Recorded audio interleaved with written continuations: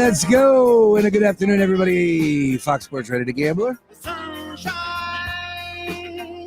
sun is not shining. It's the Daily Ticket with you here. Sharbrace John Jansen on a Tuesday. No. Wasn't it sunny out there? No. What was I paying attention to? Yesterday. No, yesterday. Yesterday was nice. What's the matter with you? I don't know. Today's dreary. Would you not qualify today as dreary? Would you not say today is gray outside? It's going to look normal today. I don't know. Chilly. Yesterday it was supposed to rain, I was told. Didn't it? For a little bit? I don't remember. I don't remember either. I don't think it did.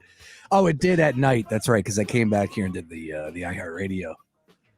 The iHeartRadio Awards watch party with Buster. Trust me, I go outside sometimes. Not all the time. No. I do go outside. I don't know what's it. I guess it is. It says mostly cloudy. I thought the sun was out. Well, let's get into what did take place last night. And I don't know if you were able to catch this. Did you know that last night, the Philadelphia 76ers in game 75 of the NBA regular season, they could have won the NBA championship with the victory over the Denver Nuggets. Did you know that, John Jansen? Did you know that you could now win an NBA championship during the regular season? I don't know if they could have won it, but I did hear this was the most important regular season game in the history of the NBA, apparently. One of. Yeah, this is this got a little out of control. And hear me out why I believe it did. What's today's date? Tuesday, the 20th. March 20th. Thank you. So would you agree with me that, or do you put stock into the equation that everybody is out there saying? And when I say everybody, I want to say, the media members, because that's the ones that are making the biggest stink about all this. It's the air quotes media members. I don't even consider Kendrick Perkins has an MVP vote. That tells you all you need to know about that award, that Kendrick Perkins votes on it. What does it mean that I have a Heisman vote? That tells you all you need to know about the Heisman Award, because John Jansen can vote on it. All right. How much stink I put on that award? I'm all fired up already today. I also, in 2023, you would like to believe that the device, right now I'm dealing with a phone that's on like 3, and I'm dealing with a computer that's dead. How do you have a phone that's on 3? These things, which one do you have? I have the iPhone 13 Pro Max. It doesn't die. I swear, I think I charge it maybe once a week. This is absurd right now. I was at a convention which I never got to charge this, and it was fine the whole time. It's amazing. Yeah, why can't you, honestly, maybe you need a new phone. No, darn well that who's the creator of Apple? Steve Jobs? He was one of them, okay. I think. I don't know. Tim, whatever his name is.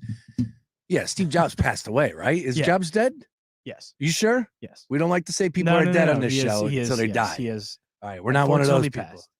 So you would like to believe that in the technology that we have in 2023, I'd like to walk into whatever facility it may be, and since 90% of the public has an iPhone, just the wavelengths shoots to your phone and charges your phone automatically.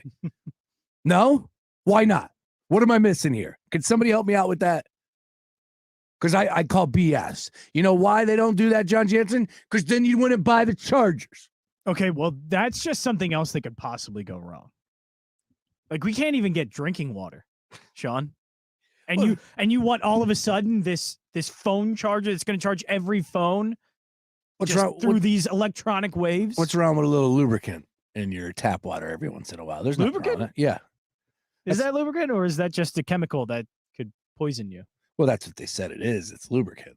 It's lubricant. Yeah. But don't worry, we're good till tomorrow.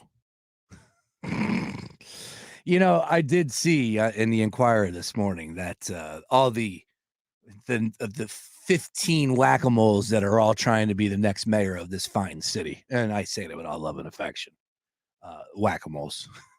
They were saying, like what they would have done differently and all that. And the one mayor, or the one whatever you want to call it, nominee. Nominee? What is Come this, an on award show? down. Yeah, you get to be the. What is this part of the iHeartRadio Awards for Philadelphia mayor? You get to be the next mayor of Philadelphia. Good luck. A homicide rate of 550 per year.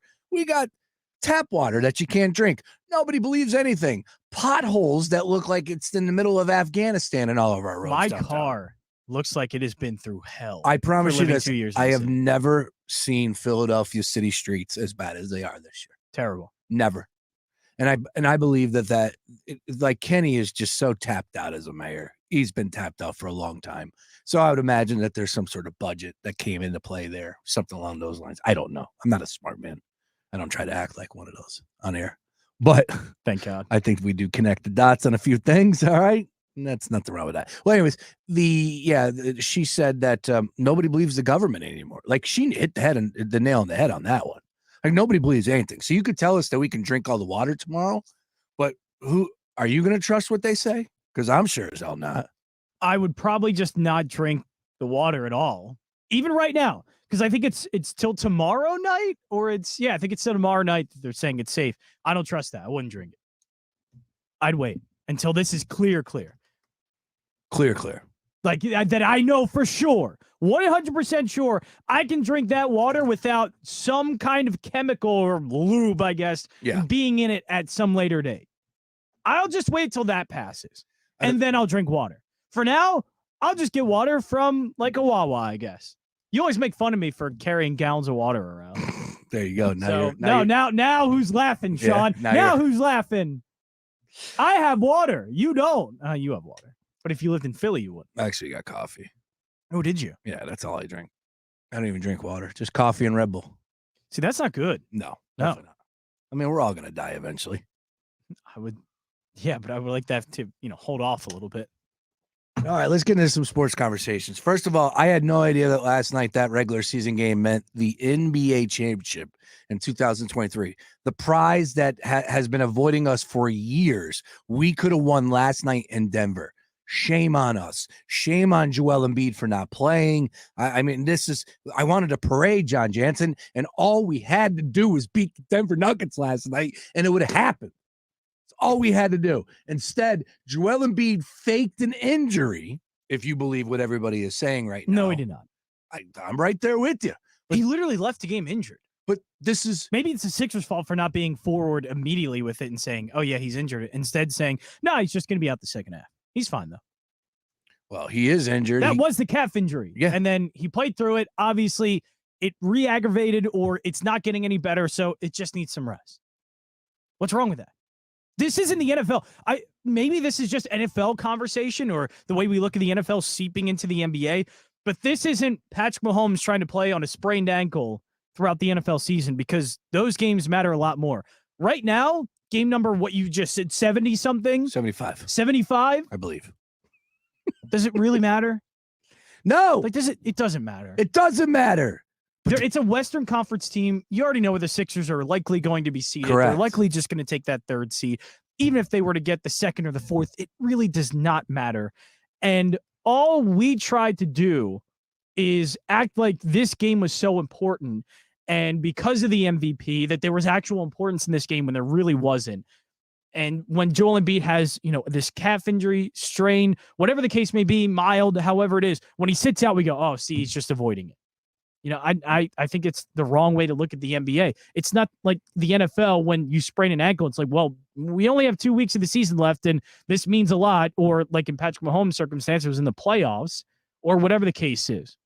Even in the middle of the season, even if Patrick Mahomes got hurt in week 3, Kansas City's like, we can't afford to lose him. So they're going to play him. It's different in that sport. The NBA and Major League Baseball and all these sports that have these really long seasons, it's different. Even if there is a mild injury, it is best for the player to just sit and rest. And he had a mild injury, tried to play through it, obviously still hampering him, so he sat. It is no big deal at all. And the fact that head-to-head matchups have to do anything with this, and really what I think Joel Embiid is being punished for is that he sat in a big game, and everybody doesn't like that. A quote-unquote big game. Because we build this up as something big, something important, and Joel Embiid said, no, this is not actually that important, and so they're going to punish him. I don't think Joel Embiid said that. I think you were right to start. I think he put his priority into getting healthy. He was instead hurt. of the MVP. Yeah, he was hurt. Like, I don't look at Joel Embiid putting an ice pack on his leg after shoot around yesterday when they immediately waved the white flag and said he was not playing that night, which we have seen Joel Embiid's name on injury reports how many times this year? He's played in 60 plus games, right? 40 of those times his name has been on a report. Majority of the time he plays in those games. Instead, this time he tries to work out a shoot around. It hurts him. So therefore he gets taped up, he gets iced up, and they immediately remove him from the fact that he's going to play in that game that night. So you had it right to start with. He's hurt. And people want to say, well, the Sixers should have known better because this is what the media was going to say if he did not play in this game. I had a guy, with all due respect to him, hit me up earlier today saying, well, this is why he shouldn't have played against Phoenix. Why? If he can play, right, he's not hurt, you play him. And if he can go in the Denver game, great. If he can't, that means he's hurt. What are we missing here? We're losing our minds over this freaking MVP award that he is not going to win, even if he went for 40 plus last night. He is not going to win the MVP. I'm sorry, people. I love it. I want JoJo to win it. I said it yesterday. I think there was I hate to say there was a good chance. No. It was probably the best chance he's had in a long time throughout these 3 years, I'd say. But these last 3 years. What makes the difference yesterday versus last year? No. I'm not saying yesterday. I think right now, this compared to previous years, this year at this time was his best chance. But now, because he sat in what everybody's calling, the MVP game, whoever wins this could win the MVP award. Now he's not going to win. Now it's a definite. Is it? Okay. I think so. So I think it's a the definite. guy leads the league in scoring as a center. Not to say it's right, but I don't think he's and I'm win. not yelling at you. I'm just yelling. Yeah, I get that. The guy leads the league as a center in back-to-back seasons. If he does finish up strong and he continues, he's going to lead the league as he is right now, number one, in front of Luka, in front of Giannis, in front of Kyrie, in front of whatever player you want to put out there. He's in front of them. That's all I care about. My guy scores. So I'll ask this question. Unbelievable. I'll ask this question about the NBA MVP because I feel like we don't have this conversation in any other sport. By the time we get to the end of the season, maybe there are a couple of guys we know. In baseball, we know who's the MVP. There's a big difference. What is that difference? It's games played. It's the total games played in a season. But why does the NFL know and have, I hate to say a set criteria, but we can identify that guy's MVP. Major League Baseball, we can do it. The NHL, they can do it. Why in the NBA is it so difficult to identify? And there always seems to be 2 or 3 different groups that have all these different criteria for what an MVP is. Good question. I don't get it. The NFL, Jalen Hurts absolutely had a case. Yep. And maybe if he wasn't injured in the last 2 games or whatever, it would have been really close. It would have been really close. Yeah. But you also look at Mahomes' numbers. That guy was clearly the best quarterback and the best player in the league. Like that guy clearly was playing head and shoulders above everyone else. Jalen Hurts was right there, right behind him. But you could look at Mahomes' numbers and everything said Mahomes is the guy. Then you look at the Major League Baseball and Shohei Ohtani. We had conversations over and over again. At the end of the day, though, why did Aaron Judge win? Because he had 62 home runs. It was easy. We figured that one out. And that was actually hard because Shohei Ohtani is something we've never seen before. We have never seen Shohei Ohtani and a player that of his caliber and what he can do. And yet we were still able to figure out who was the rightful MVP in the AL. Why can't we do this in the NBA? Why is it so difficult and the criteria changes over and over and over again? I guess it's funny because when you put that in there and you say baseball, they play 162, the longest season but then you have more games to figure it out, I guess. So You do. What I 82 is not the right amount to figure out who's going to be the best player in the league. I think this is why the NBA, to me, stats and analytics in the NBA is far behind. I hate to say far behind. We just don't have any correlation to good play, because in baseball, I think we do have some determining factors like OPS. We know that's a big number. Runs created plus, all this stuff. We have kind of numbers that correlate to players that we think are good. But I'm hearing stats and NBA analytics using stats like wins produced, and it's telling me that AI was like the 8th best player in 2001. And that's telling me your stat is wrong. Like, that's telling me your stat has no idea how to actually decide or figure out who the best player on a team is, the best player in the NBA is. I feel like the NBA doesn't know how to actually categorize itself or look at any correlations of, okay, well, this is what makes a guy good. Because I've been told Nikola Jokic is the best player in the NBA for the last 2 years, and his teams haven't done S. They've done nothing. And I've seen Giannis win NBA titles. I've seen Golden State win NBA titles. And I haven't seen Jokic. So it's not correlating to me. Nikola Jokic, he's a top 5 player. I love Nikola Jokic. I think he's a really good player. But I don't think he's Giannis. I don't think he's as good as Steph Curry. I don't think he's as good as LeBron James. Do you think he's as good as Joel Embiid? I think they are very comparable, yes. Because what has Joel Embiid done, too? Like, so there's even an argument to be made there. All I'm saying is, every time I hear a stat in the NBA or people are telling me this guy's good because the numbers are saying I can't look at that and go, well, yeah, they're right. That does look like the best player in the NBA. Because for the most part, it's not. And the NFL, we have it. EPA is a really good number. And Patrick Mahomes was at the top of that last year. And you know who was, I think, number 2 or number 3? Jalen Hurts. And there's other numbers we can use. In Major League Baseball, I think it's the best. We know OPS because of on-base percentage and slugging combined. That's a big number. WAR, even though I don't like WAR. What is it good for?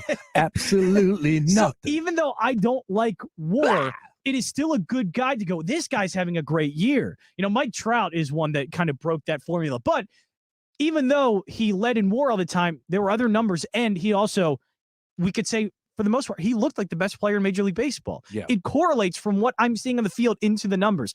I'm not seeing that with Jokic. And I don't know if the NBA really knows how to reward good play or like what to reward for good play. First and foremost, I have to look at the list of who votes, because there is some deep state stuff going on. We know that. It's real. Drew Smith isn't the only wacko out there with this take. He's 100% real. Like with the fact that you got China, people voting from China, and you can't even stream a Sixers game out there. And of course, Joel Embiid is not going to get their votes, right? Because of what Daryl Morey tweeted, 4 years ago, 3 years ago, whatever it was. And people have this, whatever it is, towards Philadelphia. And I'm not going to say hatred, but definitely a slant towards us where they don't like us for whatever reason. And I wake up, and on our radio station here, with all love and affection to our good friends over at the Dan Patrick Show, this is how they started their show today. Joel Embiid is dunking that smoke. I was told by a former Danette. Is that a European thing to have huge regular seasons and bow out in the first round? That the Euros were the soft ones. I'm going to remember this moment. Meanwhile, the man who openly campaigns at every opportunity about his dominance can't be bothered to prove it. Joel Embiid is out. The Joker plays. Welcome to the Dan Patrick Show, where we prefer the men and women who face challenges head on. He hasn't played in Denver now. This will be his 3rd straight year. Oh, he hasn't played. He is ducking Joker. He's scared to the death of the Denver Nuggets. That's what it is. No, I don't care. That's one. 2 is openly campaigning. Joel Embiid does press conferences. All right. When he's asked questions, he answers them. He did an interview with The Athletic. He's asked questions. He answers them. The dude led the league in scoring. He has consistently got better year after year after year. And right hand in the air, I didn't think this dude had a chance at hell at surviving the NBA. He's proved me wrong from the beginning. And all he's doing is having a career year last year and this year again. But he's openly campaigning. No, I'm sorry. Shout out to Bob Schmidt, the voice on there. He does the voice for us as well of Fox programming. A great talent. All I'll say is, when you lead the league in scoring as a big man, you don't have to openly campaign. That's not what you have to do. Look at the names on that list, and Joel Embiid is besting them all. It's just so odd to me. It really is. But I'm hoping that's just like a troll job type thing. What, that DP Open? Yeah. Oh, that was, which is great. But there are plenty. You heard all the voices. Who was on there? That was all fun. Well, Kendrick Perkins was the Open. You had the Nick Long hair, which is fake hair. What's his name? Nick Wright. Yeah. So Joel Embiid's soft now. Well, I'd like to see any of those guys guard Joel Embiid in the paint and see how soft he is. I have seen this guy bowl over the largest human beings on the planet constantly every single night he plays. But he's soft.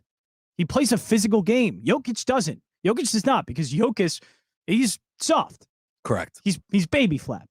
Like he's not. Hey, don't take shots at baby fat. He's not built, but that's what he looks like. Well, that's me. Oh, is it? I'd like to believe. I think, I think you have, bro, a little more toughness than even Jokic. Hey, I'm getting back in the gym. Joel Embiid plays a physical game. Do you know what I'm doing now at the gym? What are you doing now? All right, before you get crazy on me, people out there, because we're streaming live at Fox PHL Gambler. So I always try to do a cardio beforehand, right? And now I'm getting back in the swing of things. I took some time off. All right, relax. Of course, Memorial Day is right around the corner, so it's go time. April's here. Let's go. And I got a Myrtle Beach vacation fast approaching. Let's go. Oh, whoa, what? Yeah, at the end of April. I didn't know this. I'm going away for golf. My birthday every year. Come on, no. That's the NFL draft, too. How come I'm not going? Because we're going to go to Chicago for the... oh, yeah, the one you forgot about? I remembered last night, and I was looking it up, so just so you know. But the NFL draft day, I won't be around for that. Hey, have fun covering it. All I'll say is this. Oh, yeah, the gym. What am I doing? I'm walking on the treadmill and going up I up it to 5, the incline to 5. And I walk that for a mile. And I feel like I get more of a workout when I walk than if I was to run a mile. Does that make sense? Is there any nutritionist people out there? Anybody that's healthy? Okay. Can you tell me what's better for me? Walking on an incline for a mile or running at a faster pace for a mile? What burns more calories? I would say running does, because you're moving more of your body and you're doing it faster and your heart rate's going up a lot higher. You're probably right. What you're probably equating health to I sweat more, though. Do you? Yeah, or do you just feel more pain? No. Like, I feel like because if you're inclined, it's a little bit more stress on the shins and all that stuff. And I get those like shin splints. I get those all the time. Yeah. That's why you don't work out, right? I feel like you're that's why I don't work out just because of that. Yeah. Shin split Jansen over there. But I feel like you're equating pain to health. That's not it. Pain is when Kansas State lost to FAU last weekend. That's pain, kiddies. All right, here's what we got for you. It's the Daily Ticket. That's John Jansen. I'm Sean Brace. We got a lot as far as NFL is concerned. All the owners and, of course, the coaches meeting with the media. We got Green Bay Packer sounds. We got Jet sounds. We'll go over all the odds right now. Just to let you know, over on DraftKings Sportsbook, new users, be sure to use Brace's promo code. NFL MVP, most valuable player next year, Patrick Mahomes, plus 650, Burrow 7-1. Where do you think our guy is? Not too far from that, I would hope. 11-1. Okay. I think there's value on both Mahomes and Hurts. I think plus 650 is a really nice number for Mahomes. And unless they open up the season 0-4, I don't think you're going to get a better number on that. But again, who knows? All right. And then Jalen Hurts 11-1. I think that's a nice play as well. If you believe Nick Sirianni, he said Jalen Hurts hasn't left the facility since the Super Bowl loss. That's a leader. So I'm seeing Hurts 14-1. How about that? And he's behind Rodgers. Where, at Bet Parks? Bet Parks, yeah. 14-1 at Bet Parks. 14-1 at Bet Parks. Rodgers 12-1. Oh my God. The one I really like. I'm all in on the Chargers. I love Herbert. The Chargers. Because we know Herbert can put up those numbers, and now he's not in a child's offense anymore. He's in an offense. I mean, Dak Prescott an MVP candidate. Joe Lombardi. Yeah, Lombardi. Yeah. Lombardi. There you go. All right, here's what we got, though. college hoops. Let's get on over to the Final Four, folks. That's what it's all about this weekend. 2 games, and then we're crowning a champion on Monday night. I'm going to head out to Bankroll Monday night if you want to join us to catch the championship game. John Jansen, I'm talking to you, and then everybody else as well. Bankroll, one of the best places in the city right now. Go check it out. Great people down there. Unbelievable scene. Bankroll, I believe, on 17th and Chestnut. Yeah. I want to say that's great. Old Boyd Theater, right across the street from Drinkers. You ever go to Drinkers in Sons of 40s? No. Good times. Old times, but good times. Other side, we got Joe Tanzi. He's going to join the program. We're going to go over all the Final Four. Couple quick hitters from the weekend, and I'm pretty sure I know where Joe stands, but a lot to discuss as far as those games are concerned, because I'll tell you what, man, I get it. There wasn't a good team as far as all season long that really made you go, that team's going to get to the national championship. But it still is surprising to see some of the teams that are in the Final Four, including FAU's road to where they're at right now in Houston, San Diego State. Those 2 teams weren't really discussed all that much in our previews. Let's just put it that way. All right, so Joe's going to join us on the other side. Let's fire up DraftKings Sportsbook. Get those numbers. Do not go anywhere. We're going to give you a leg up on the competition. Other side, more Daily Ticket. Back after this.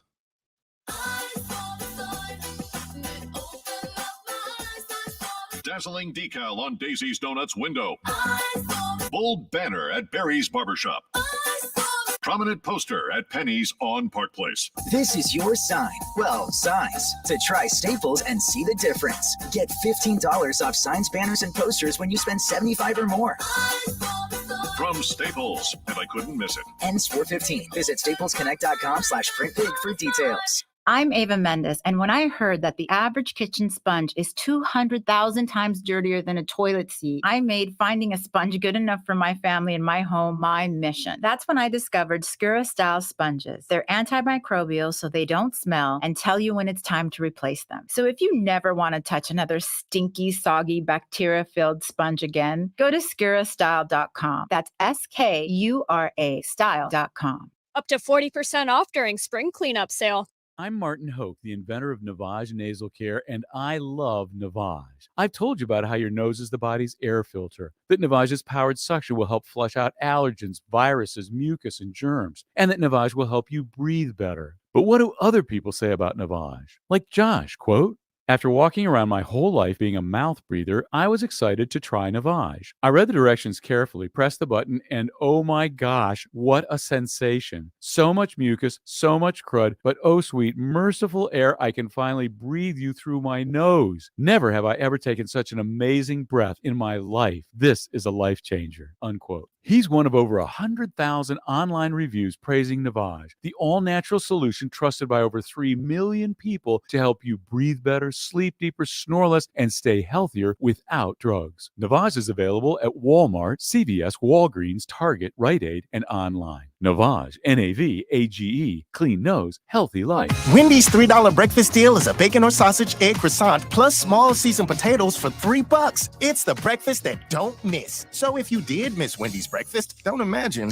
fresh cracked eggs, sizzling sausage, crispy bacon, and block out those hot, buttery, flaky croissants. Croissants don't really make a sound, but if they did, for a breakfast that don't miss, Wendy's is that breakfast. Choose wisely. Choose Wendy's $3 breakfast deal. Limited time only at participating U.S. Wendy's. Select a request $3 breakfast deal to obtain discount. Not valid for a la carte or combo orders. The Dell Technologies semi-annual sale starts now with savings on select business PCs powered by 12th Gen Intel Core processors. Plus save on select monitors and accessories and get free shipping on everything. Call a Dell Technologies advisor at 877-ASK-DELL. This is Doug Gottlieb. Here's what's trending from the iHeart Sports Network. Presented by Staples Stores. A sale of the NFL's Washington Commanders may happen sooner than later. ESPN reports a group fronted by 76ers owner Josh Harris has submitted a $6 billion bid. Eagles GM Howie Roseman is prepping to start talks with QB Jalen Hurts on an extension, hinting at the NFL annual meeting. A big payday is coming. And the Flyers are back on the ice tonight. They host Montreal. Philly looking for a 4th straight win after beating Detroit Sunday. I'm Scott Davidson. Staples Print and Marketing Services help small business print big. Now get $15 off signs, banners, and posters when you spend $75 or more. Offer ends 4/15. Visit staples.com/printbig for details. This is your sign to try Staples, where prints are perfect, guaranteed. As many as half of workers battling cancer choose to hide their condition from their employers. It's time for those in charge to take charge. Together, Memorial Sloan Kettering Cancer Center and Publicis Group are urging companies worldwide to take a stand and pledge to help create a more open, supportive, and recovery-forward culture at work. Half of us will get cancer during our lifetime, but we all have a role to play. Sign the pledge today at workingwithcancerpledge.com and follow hashtag #WorkingWithCancer on social media.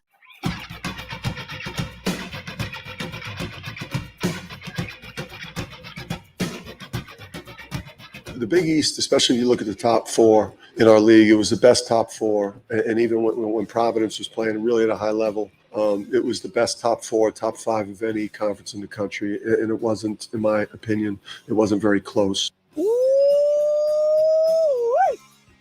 Let him know. Is he wrong?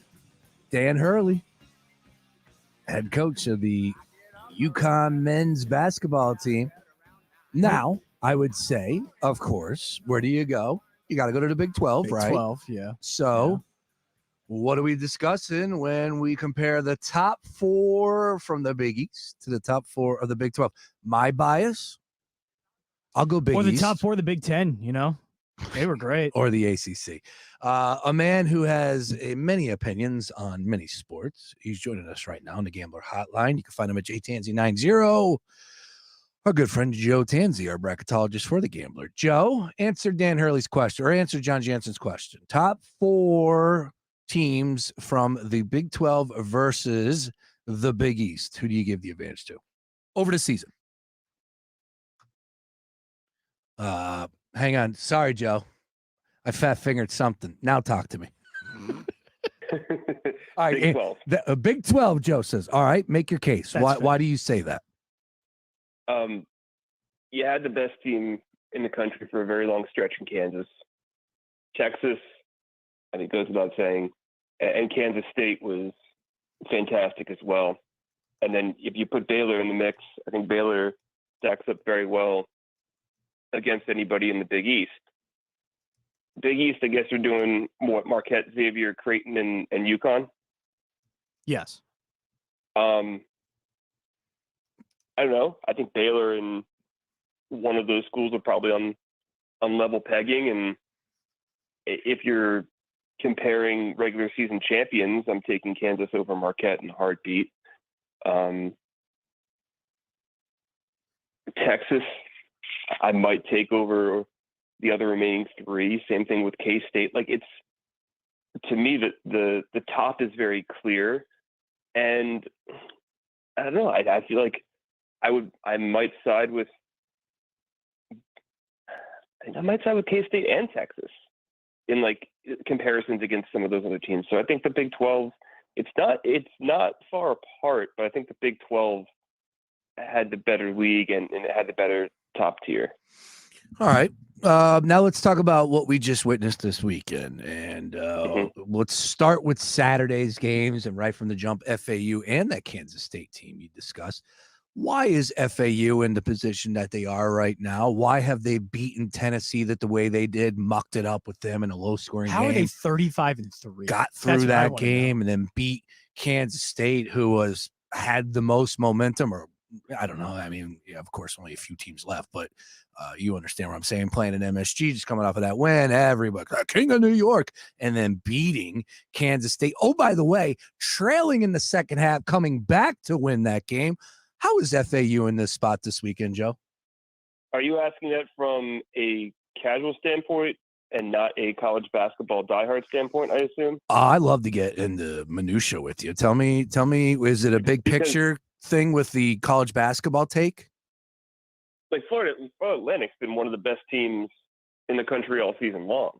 Like this isn't a massive surprise. And look, I know it's not like it's not one of the powers, but this kind of has the feel of like remember when Wichita State, when they had Van Vliet and Ron Baker and some of the Gonzaga teams, some St. Mary's teams, This isn't a George Mason VCU situation that we're dealing with. This is more of the lines of like Wichita and Gonzaga and any top tier mid-major that we've dealt with over the years. I mean, they're 17th in KenPom, which it speaks for itself. They're top 30 in defense, and their offense is top 100 across the board in all these categories. And if you've watched them over the last few weeks, you see why everything just comes together. I mean, Elijah Martin's their star, but the supporting cast around them. I mean, Janelle Davis against FDU. I mean, he just took over that game. And part of it was to do with a little bit of size and strength there, but they've exploited their weaknesses of their opponents. Dusty May is a fantastic head coach, and they've just gotten everything right, and their game plans have been so perfect. And I think that the only surprise to me, I mean, in this tournament for them has been the K-State game, because we had the narrative of Marquise Noel just across the board. You know, we're pushing it. He's fantastic. MSG, you want to show, and they withstand that as well. And I think that's the biggest surprise of this run. I mean, they were it's a toss-up against Memphis in the I game. They were expected to beat FDU, and Tennessee, for as well as they played this year, are a perennial team that let you down in March. So, it's no secret what they're doing. I mean, if you've watched them play the last 4 games, they've been playing like this all season. And it's definitely not Cinderella. I'd lean more towards like that dominant mid-major we see every few years. I know they welcome the term Cinderella, as the coach did say. So you want to call it Cinderella? Call it Cinderella. That's fine. And they are now a 2-point dog against San Diego State on Saturday, opening up shop at 6:09 p.m. DraftKings Sportsbook once again. Mm-hmm. So let's hit the fast forward button and talk a little about that game there, because San Diego State's a team similar to Tennessee where they muck it up and physical. And if you're going to be, in the trenches with them, you better bring your hard hat. FAU, though, I look at that game and go, I like catching 2 points. Again, none of these games are really slamming me upside the head, and I'm a big UConn guy, but this game right here, I'm leaning towards FAU. So how do you see this one playing out on Saturday if I made you make a selection right now? That's a great question. You'd have to lean the under in this game, right? Because it's 131.5, and the way that San Diego State's been playing defense, and the way FAU's been playing defense too. I mean, look, we're going to talk so much about San Diego State and their defense. They haven't given up more than 65 points in their last 8 games, which is insane. And they did it in the entire stretch. Charleston, Furman, 2 offensive teams that are pretty strong from the mid-major ranks. And then for it to translate against Bama and against Creighton as well, I mean, it's just absolutely fantastic. I mean, and FAU can play defense with the best of them as well. I mean, they held Memphis to 65 points, and Memphis was one of the better scoring teams in the country all season. So I'm actually kind of surprised the total is as high as it is. Also, they're playing in 70,000 seat stadium. You need some time in gameplay to get used to the rims and the setting. That is always a factor that people throw into Final Four betting. I'm very surprised that the total is where it is, based off of what we've seen. So I think the under might be the best play here. I'm very torn on how this game will go. So obviously Florida Atlantic, one of the bigger surprises, even though, as you just mentioned, they've been really good all year, 35-3, but UConn is the one team we actually talked about national championship with, and it looked like they might have had a bit of a lull in the middle of the season, and they have been dominant throughout the NCAA tournament. They're big favorites to win the national championship now in the Final Four.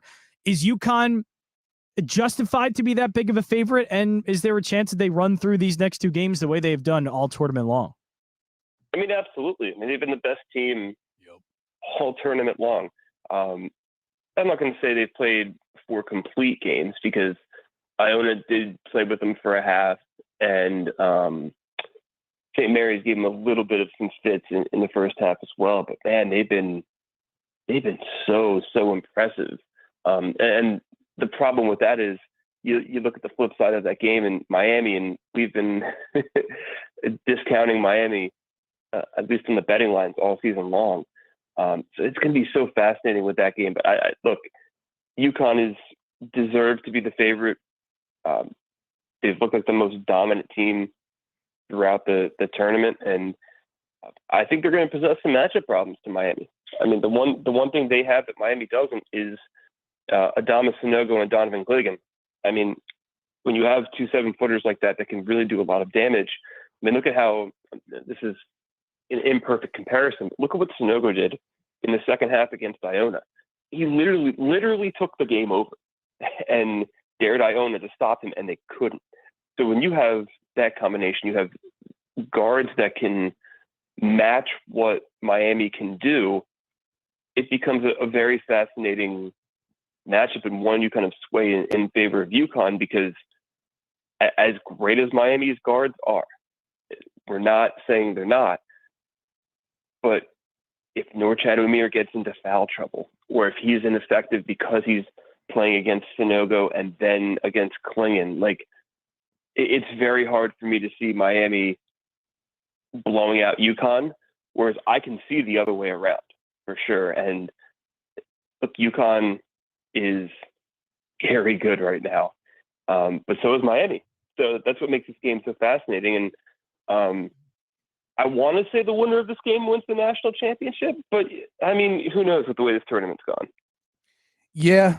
I don't want to sleep on either FAU or San Diego State and disrespect them. It's one game, so anything could happen. But especially the way that they play. And if you're not making your shots, you're not making your shots, which brings me back to Miami. And kind of with this UConn game here, Joe, it's how do the Miami Hurricanes beat UConn? Of course, it's making their shots. That's as easy as it gets. But in the game against Texas, they were only 2 of 8 from downtown. I would sit there and tell you they got to hit their threes, but they didn't even do that against Texas. I know they're capable of doing that. They don't have the size to compete down low. So, right, correct me if I'm wrong, simplify this game as easy as possible. Miami's got to hit from the outside. If they don't, UConn's going to win this game. Will they win by 5.5? I don't know, but they're going to win this game if Miami is not successful from the 3-point line. Is that correct? Is that how you see it as well? Yeah, absolutely. And look, it's important to note that Texas's big man Dylan Dessou was out of that game. So Miami, while they only went 2 of 8 from 3, they were able to attack the rim. I mean, Jordan Miller alone went 13 of 13 at the line. They had 32 they had 32 free throw attempts. So like that's something you have to look at here is Miami, their numbers are down from 3 in the Elite 8 game because the matchup dictated it. They were able to adjust, which is an awesome game plan and coaching scheme from Jim Larinaga. So that's the important part there. But now you have not 1 but 2 big men. And does that kill your penetration into the paint? Most likely. So you're going to have to deal with it differently. And yeah, I think Miami definitely has to make a lot more shots from 3-point range to contend with UConn, because there is a scenario where they don't make shots early and UConn just feeds the big men, get Omier in foul trouble, and Miami's chasing. Now Miami's, in a spot to chase because of their shooters, but it's going to be tough to chase against UConn, especially if their big men are operating it the way they have been. Yeah, that game in Miami and Texas on Sunday, it was so crazy. First of all, I never thought that they were going to come back once they were down by 13. I didn't think that. I thought they would make life interesting. This is a team that you absolutely have to put the foot to the throat. If you don't and you allow Miami the opportunity to make shots, they'll get back into games. I expected them to make shots, especially in the second half, where Wong in the first half only scored 2. So I'm like, all right, they're going to get back in this game. Never did I think that 87 or 88 to 81 was going to be the final score. Here we are. And just another note on that from Miami. And I don't know if this is going to play into this Saturday. It very well could. But I don't remember a time where I was watching a college basketball team where I had money on them and I wasn't nervous about them attempting a free throw. They were about as smooth as it gets, 28-32 from the free throw line, and they shot a bunch of them down the stretch at the end of the second half. And I just was like, wow, they're automatic. So, Joe, that's got to come into the handicap to a point, right? Like 5.5. If I forgive me if you gave me the answer to this, or if you did answer this, UConn right now -5.5. If I made you make a play, is that where you're going? I'd actually probably go to the under in this game. Well, I'm asking you about the spread. Tell me the spread. You're not doing it on this one. I'm pleading the fifth on the spread. No, you can't do that. You can't do it. You can't do it. No. Hang on. I said it yesterday. I said, I'm not comfortable giving you an answer on this game, but if this game was played tonight, I have to take UConn. I just have to. So, Joe, I need to hear from you. If I make you make a play, the game's tipping off in 12 minutes at 4 p.m. Eastern. Who are you going with? I would take UConn if I had to take All it. right, thank you. But I'm most. That was I'm harder most than trying to get likely- Ben Simmons to shoot a 3. Like, dude, just do it. Give us some. I'm most likely taking the under, though. Okay. I'm probably going to take both unders. Interesting. So just put this out there again. Everybody's their own, hey, they take what they want. I have no issues with that whatsoever. Just want to put this out there. As soon as the numbers shaming here. No, That's what we're doing. not bet shaming at all. You both of you just decided to bet shame me in that instance. No, I'm not saying this is like Joe Tanzi's official play. You got to bet this. No, yeah. But just give us what you We'll think. we'll never do that. But I texted Jared Smith, our good friend Jared Smith, Fox Sports Radio, all that. Texted as soon as these numbers came out on Sunday, or the second game came out. Yeah, Miami UConn. So then I was like, yo, these games are not speaking to me. Like I gave him a spiel, whatever. And he said he feels like the over because he thought that the pace would be, look, and this was an early lean from him as well. He went into pace and he feels like there's a really good chance at a solid up and down pace between Miami and UConn. So he was leaning towards the over on that. Why are you seeing the under when you look at that number? Look, I think that's a perfectly good point. I think if you're looking at this game, though, and you think UConn's going to win, which I think they are, I don't know if they'll cover, but the second chance opportunities aren't going to be there for Miami. The free throws, unless they really make Sanogo and Klingon uncomfortable, aren't going to be there. So your higher percentage shots are going to drop off. But they have to shoot 35, 40% from three-point range to win this game because of the matchup. And I think UConn is able to slow it down a little bit. I mean, they haven't given up more than 65 points in the tournament. Yes, they've been blowing teams out, but if that's the case, and I think you play in like the first 4 or 5 minutes too. Same thing I said with the FAU game, 70,000 seat stadium. Like it's going to take a few minutes for the shooters to get loose and to be able to be comfortable on the floor in gameplay. That's just the way the Final Four works. It could be a high-scoring game, but I'm kind of trusting where UConn's strengths are compared to Miami's. And if you're taking away the second chance opportunities, if you're taking away, if you're cutting the free throws in half or maybe in by 3/4 because of the edge they have in the paint, then you're making them hit low percentage 2s or 3s, some low percentage 3s. Like you're forcing Wong and Pack and Poplar to make all of the plays. And I don't know if Miami can do it against that caliber of team in UConn that's playing at such an elite level right now. San Diego State and FAU right now on DraftKings Sportsbook, the future to win it all. San Diego State plus 370, FAU plus 650. I want you to think about those numbers for just 2 seconds, but I also want you in the meantime to answer me this. Joe Tanzi, you were the referee at the end of that San Diego State-Creighton game. Would you have called that foul, sir? I mean, it's a foul, so yeah. I kind of agree. It was a foul, and I think I'm calling it as well. I mean, it's a foul. Like it's a foul. I know by any letter of the law, he put his hand on the shooter's waist, and it was a foul. And look, I bet Creighton 2 different ways. I bet the over, and I was dying on my couch in the second half.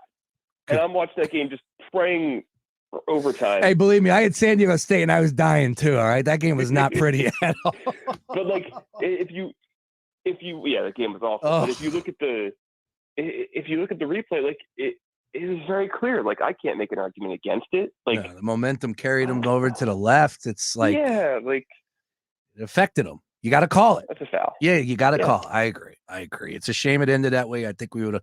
I don't know. Normally I'll sign up for 5 free minutes of college basketball, but I don't know. Maybe if we wanted more of that one. All right. Both of these things can be true.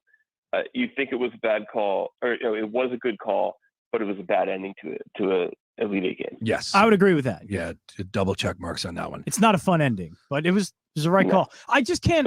I can't toe the line because we've been doing this a lot with the Super Bowl and then that game of the refs maybe during the game haven't been calling it whatever, but then when they get the right call, all of a sudden we get upset that they get the right call. I'm upset when refs get it wrong. Like I think there was a shot in the NCAA tournament or whatever it was, where it's a 3-point shot. There was no contact. They called the foul for 3 points. I'm like, well, that's bad. Well, they got the ending of the FAU Memphis game wrong. Yes, right. When you get things wrong, I don't like that. But when they get it right, I can't argue with that. Even if that's something they haven't been calling all game, whatever the case may be, if they get it right, they get it right. But it's when they get it wrong, that's when I feel like you can get upset and be justified in that. Yeah, you can't want the officials to make the right calls, and then when they make the right call, get upset about it. Like you can't do that. Can't do that. Final one for you here. Final four here, Joe. With the second game, as we discussed, hey, look, anything can happen. Monday night, it's a championship game. Let's just put UConn in there. All right. San Diego State or FAU. FAU is plus 650. San Diego State plus 370. I'm looking at FAU because I like them already. And at plus 650, that's a nice little number. If that game does happen on Monday night, does FAU have a shot? Is that a decent bet in your mind, plus 650? Yeah, I think they have a shot. I think UConn's the best, playing the best basketball right now. But I think FAU definitely has a shot. I mean, they can't win by scoring 80 points, but they've proven they can win by scoring 60 and 70 all season long. So I have no doubt they could figure it out. And plus, all the pressure is going to be on UConn. If that's, either way, if UConn gets through, all the pressure is squarely on UConn. It's going to be an exciting weekend, my friend. Looking forward to it. Who the Union got? Kansas City. On the road or home? Home. Oh, so you can't even watch the games on Saturday night? Oh, jeez. God bless you. Hopefully, I'm sure there's going to be a screen on in that. I don't think there is. Is there any screens in the press box, Joe? Joe has a computer. Technology works in so many ways, Sean. I'm probably the For worst. you. I don't know if you're aware For of that, you. but I'm not going to be transporting back to the 1950s while covering a soccer game in 2023. Oh, you'll be watching on a cell phone. Stop it. Leave me alone. Yeah, you can watch. I've watched That's how SmackDown in the technology press works. box before. Yes, I know. I've watched WWE SmackDown during halftime of an ECU game in the press box. That's how I met one of my best friends. All due respect, I would have had SmackDown probably on the big screen and ECU on the side screen. Come on, man. Another story, another I was day. at the game. You can't put him on the sides. Joe Tanzi, find him at JTanzi90. Joe, always a pleasure. We'll pin you down a little bit more later in the week. We got to do one more pod to close up shop over at Brace for Winnings, presented by DraftKings Sportsbook. Can't thank you enough, sir. Good luck on your play. Any NBA action for you before you get out of here? Yeah, I do actually have some NBA action. Okay. All right. Talk to me. It's not the game you want. It's not the game you're going to watch, but Hornets Thunder. Both teams rank 1-2 in opponents rebounding per game. SGA is out for the Thunder. Jalen Williams over 6.5 rebounds at plus 115. And this might be hopefully doesn't get too out of hand.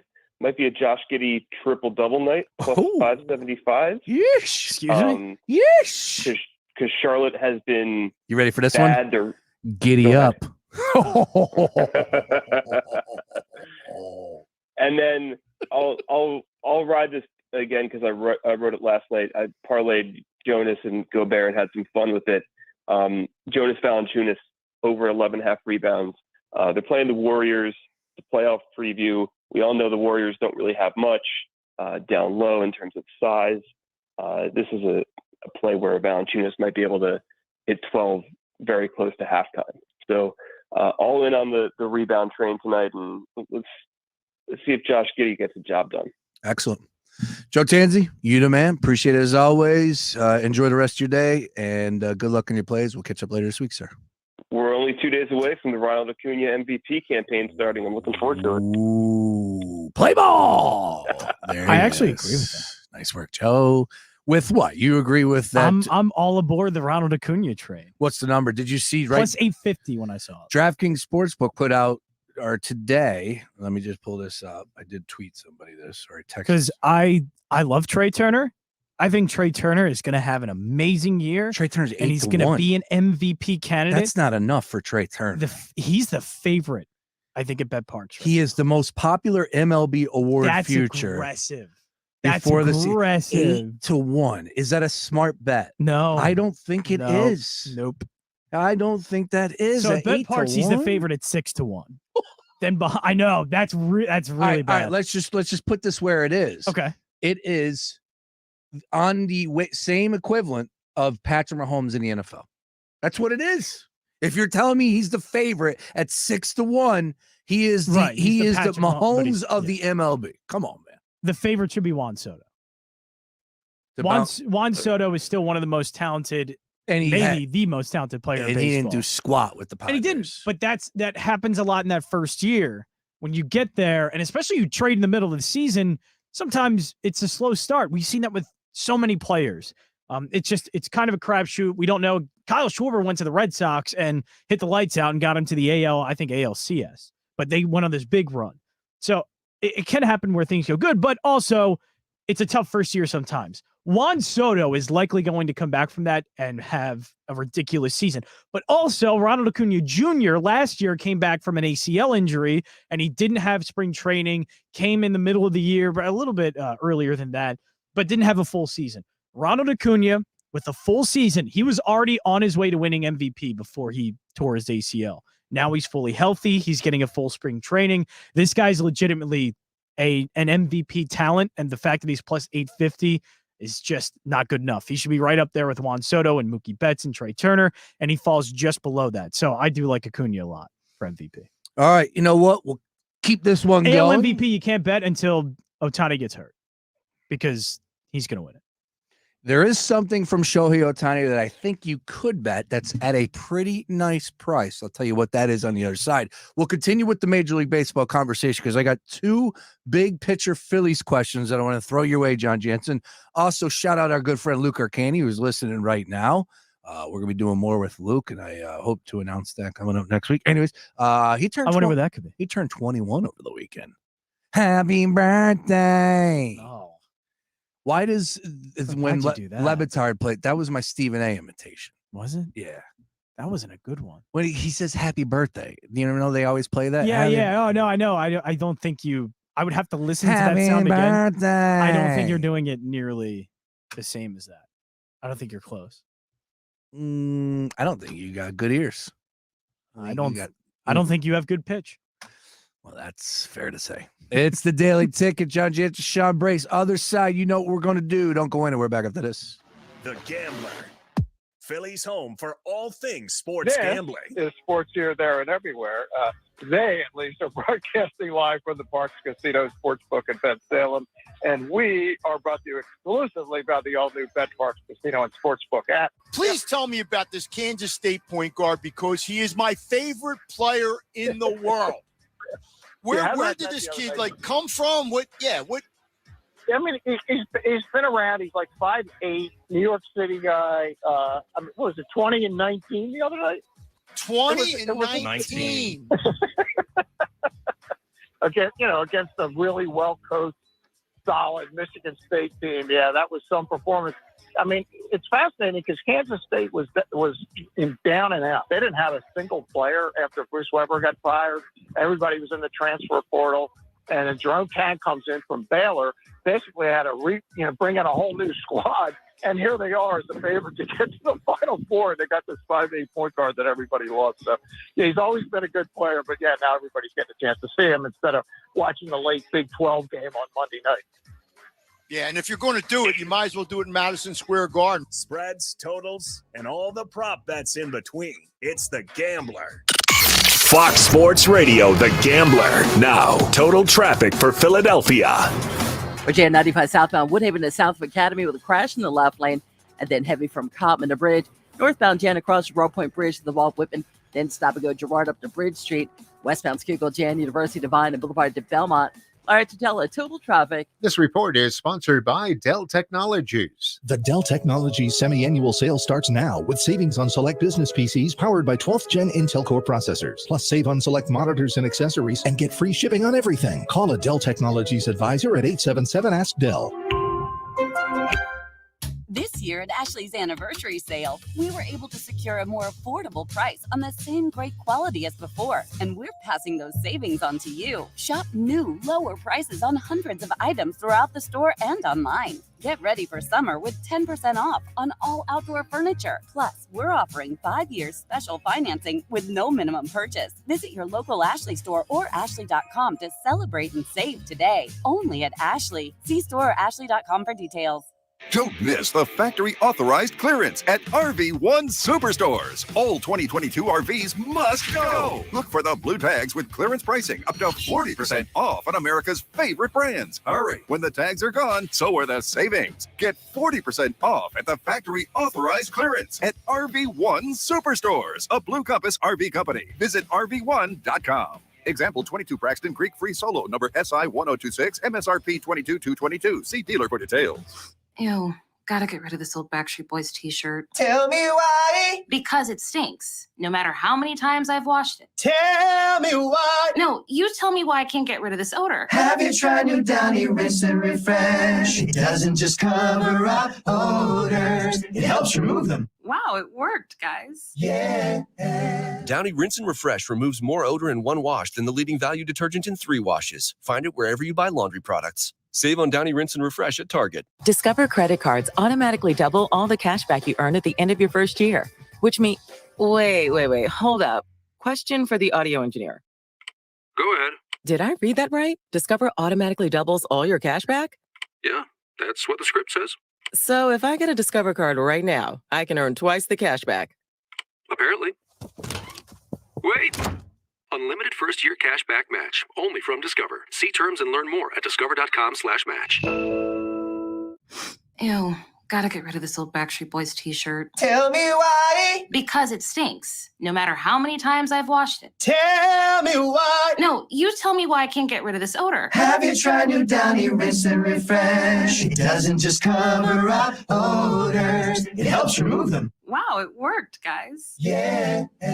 Downy Rinse and Refresh removes more odor in one wash than the leading value detergent in 3 washes. Find it wherever you buy laundry products. Save on Downy Rinse and Refresh at Target. Hey everyone, it's Cassidy Hubbarth from ESPN. I'm Nico Ramos, a sports broadcaster here in Manila. Together, we have a new podcast we can't wait to share with you.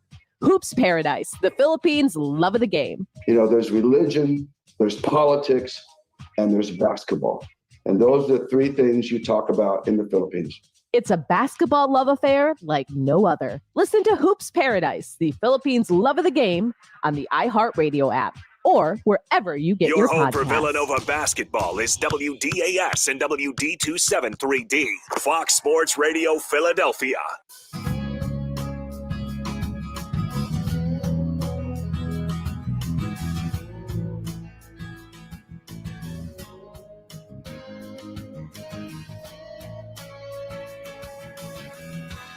Three, four,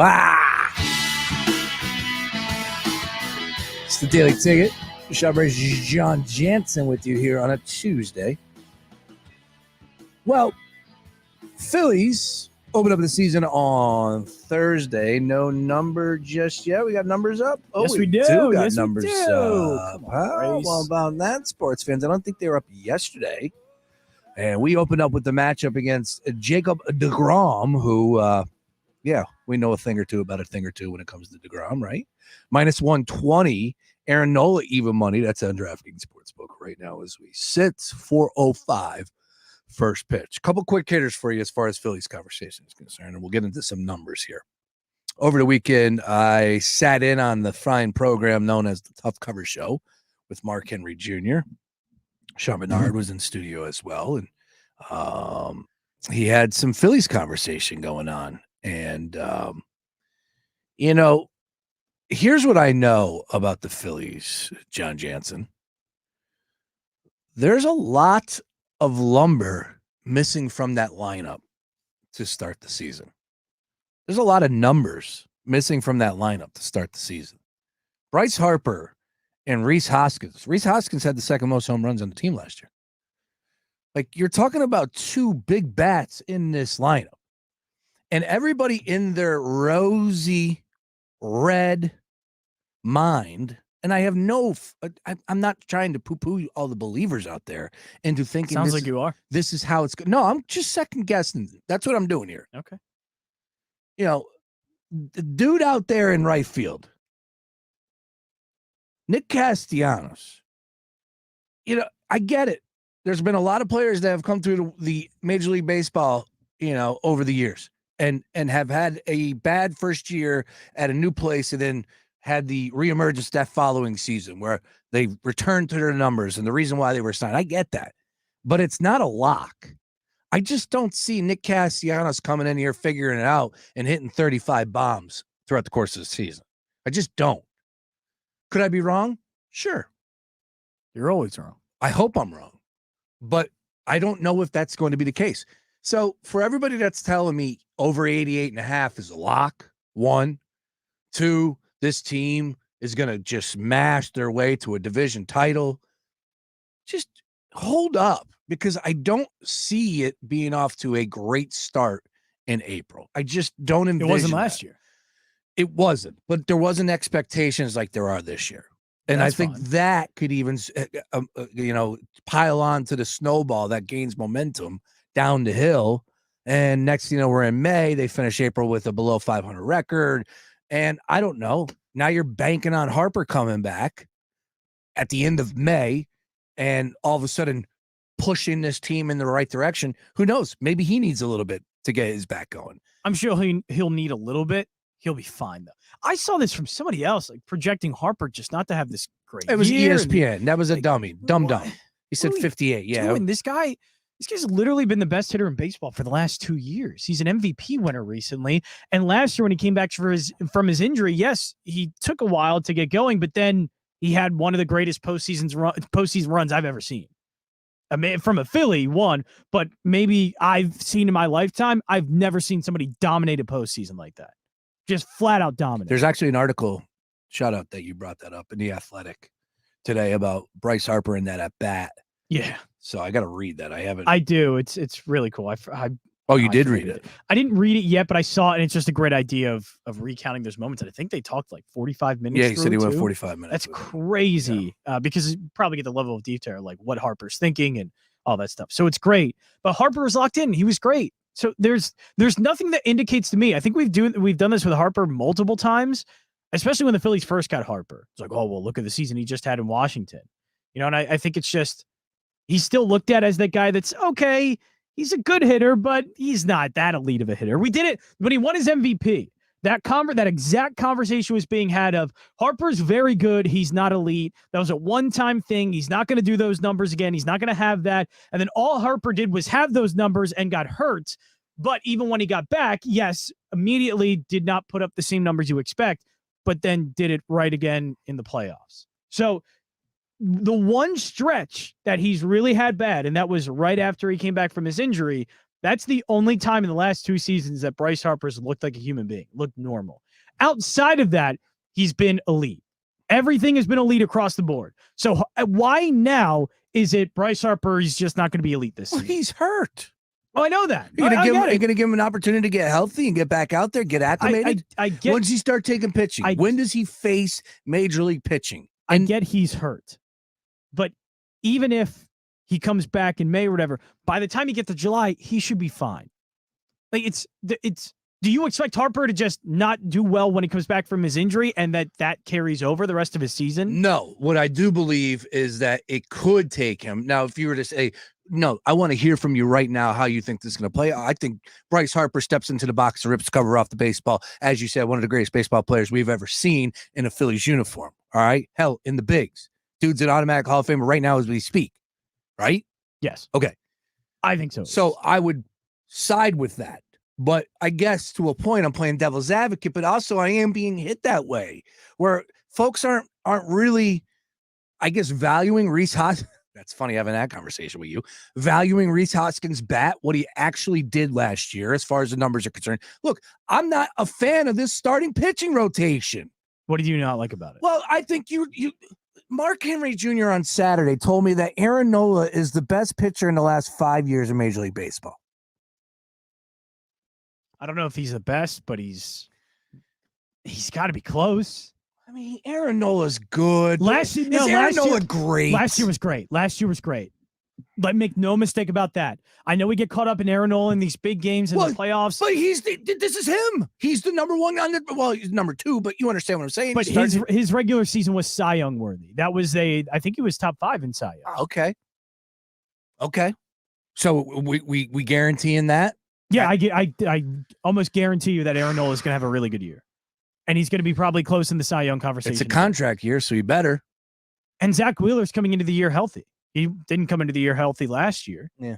And it took him a while to get going. And once he did, he was amazing in the second half of the season in the playoffs. And then everything that's going on right now, of course, with the Tyler Suarez. Ranger Suarez, I get it. Right now he's out, but this guy has been Ranger Suarez has been very consistent. Oh, I'm with you, but he's hurt. Okay, right now though. I mean, let's be honest. It's almost like saying Joel Embiid has a calf injury in like November. A pitcher dealing with forearm tendon. What is it? What's the exact injury? I don't want to spook people. Yeah, it's something with a forearm. I think that's a little different than that's kind of like Joel Embiid with his first 2 seasons when he had a leg injury, right? I don't know. That's where I would. That's different. That's a foot injury, and it kept him from being out for a year. The leg, this the would foot. This would be like starting off, with something like a calf injury or a quad injury, and he's got to be out for a couple of weeks. It doesn't really matter in November. All right. As long as Ranger Suarez is healthy, once you get to the middle of the season, the heart of the season, that's fine. And from all indications, this is looking like Ranger Suarez is just going to be out, and it's going to be, yes, maybe a slower process to get him ready and 100% and in midseason form, but he should be fine. There's nothing to worry about there. All right. And then speaking of injuries, let's stay with that. Why this negativity? Well, about no. Okay. I'm not. Okay. Again, there's expectations there, sure. There are. There should be. This lineup is worthy of it. But you can't look me in the face and tell me that they're better than the Braves or the Mets. They're not better than Braves. The Braves might be one of the top 2 to 3 best teams. I would say maybe top 2. Are they better than the Mets right now? Yes or no? Phillies, I'd say it's very close. And I might lean a yes. I'm not. Having Edwin Diaz out, they cannot afford that. The Mets do not have that kind of bullpen. Until you get me a sample size that shows Verlander and Scherzer are going to struggle or not make, like you're talking beginning of the year, they're healthy. Right now, I got to give the edge to the Mets. Just great. They've had slightly. They've had DeGrom and Scherzer. Where did that go? Yeah. Losing Edwin Diaz is much bigger of a problem than I think get many it. are going to make it out to be. I get it. Because it's not like they have a great bullpen behind him either. They had a fine bullpen, but a really good closer. A really good closer can save you a lot. No doubt. And it's going to save you a lot of games. And he was awesome. He was amazing. Look at the Phillies for the past 2 years or before last year. Yeah. And all the bullpen problems, how many games they've blown. And you just got a couple of good closers, and the Phillies all of a sudden turned into a World Series team. And now the Phillies have a bunch of arms you can consider closers. I wouldn't put Craig Kimbrell as a closer, but Dominguez is a guy that can do it. Soto is a guy that can do it. Jose Alvarado is a guy that can do it. My hot take today, when Luke Arcani put that out there on social media, and I said, I said something on the lines of like, I don't trust the starting pitching, and I would even say that the bullpen is more of a strength than starting pitching. That's my hot take. It could be. There might be more depth. I can give you that. Which is something we haven't been able to say about this team for a few years now about the bullpen, right? Yeah, the bullpen has quality arms everywhere and guys that could get better. I think Bilotti could be good for them this year. Connor Brogdon, you saw signs of it last year. So yeah, this could be a really deep bullpen, and it could be their strength. I think you actually might be right in that. One more, somewhat from the negative land, Negadelphia, where we don't visit often on this show, right? We're not negative. I think we're fair. Thank you. Fair and balanced. A lot like. And even if Fox News. one is, All right, follow me on this. Jeez. Just again, painting the picture of not everything is going great, right? And when you play 162, guys get hurt. So give me what happens if. Oh God, people are gonna kill me for even saying this. Are you gonna do an injury? Yes, Do an injury. I'm gonna do. Trey Turner misses 6 weeks. Okay. Well, what if Ronald Acuna Jr. misses 6 weeks, or Austin Riley misses 6 weeks? Well, my question is more so who is backing up? Who do the Phillies have? Because I think depth is a big deal to get through 162 and, of course, play yourself into a playoff spot. And if we're talking about more winning a championship, so on and so forth, which I think needs to be where we're at after last year, that needs to be the bar. It always is every year, but only a few teams can say they can compete for a championship. I think the Phillies can. So my question to you would be, as far as depth is concerned, who else are they bringing up? You know, Rhys Hoskins goes down. We know who's coming up. If somebody else goes down, what type of arms, what type of bats do we have in AAA and in the minors that could come in and fill those voids? That's all I'm saying. Is there any I don't think you can prospects that you can count on that are going to come up? No, but Where's my Volpe, John Jansen? Where's my Volpe? Is that how you say his name, Anthony Volpe? Is that something like that?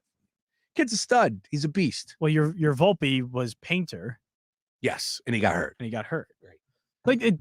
Yeah, I know. So you would be concerned, of course, if somebody big gets hurt because there's only so many injuries you could take. Right. You can't lose Rhys Hoskins and already Bryce Harper and MVP on the shelf for 2 months and then lose another MVP type player. If you're losing that much talent, then yes, no team can overcome that. I don't even care. The Braves can't overcome it. Like the Braves lost Ronald Acuna Jr., but it was fine because you still have Freddie Freeman and Austin Riley. You can lose Bryce Harper because you have Trey Turner and JT Realmuto and even Rhys Hoskins. And again, Rhys Hoskins, man, that hurts a lot. Yes. And I know I don't like sometimes the inconsistency from Rhys Hoskins, but what Rhys Hoskins does, because he's, an 850 plus OPS hitter, he turned this lineup into a very good lineup, into a special lineup. Now this is a lineup I think could probably still finish in the top 10 and everything goes right, be close to a top 5 lineup. With Rhys Hoskins in there, they're by far top 5, top 3 lineup, I think, in baseball. And that's how good of a player. Harper was your 5th best hitter.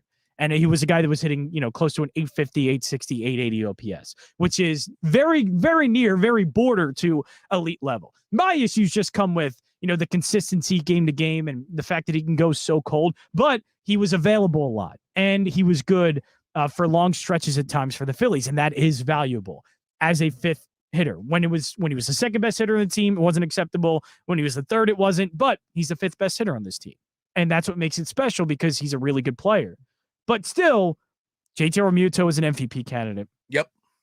Kyle Schwarber led the league in home runs, and he's going to be, and not led the league, but led the National League in home runs. Yep. And he's going to be very close to that again this season. And Trey Turner, I don't think he should be an MVP favorite, but he's up there for a reason. He is one of the best players in the National League, and there's a good chance he plays like it for the Phillies. So there is a lot, there's a number of talents here that can still carry the Phillies. And then you get Bryce Harper back.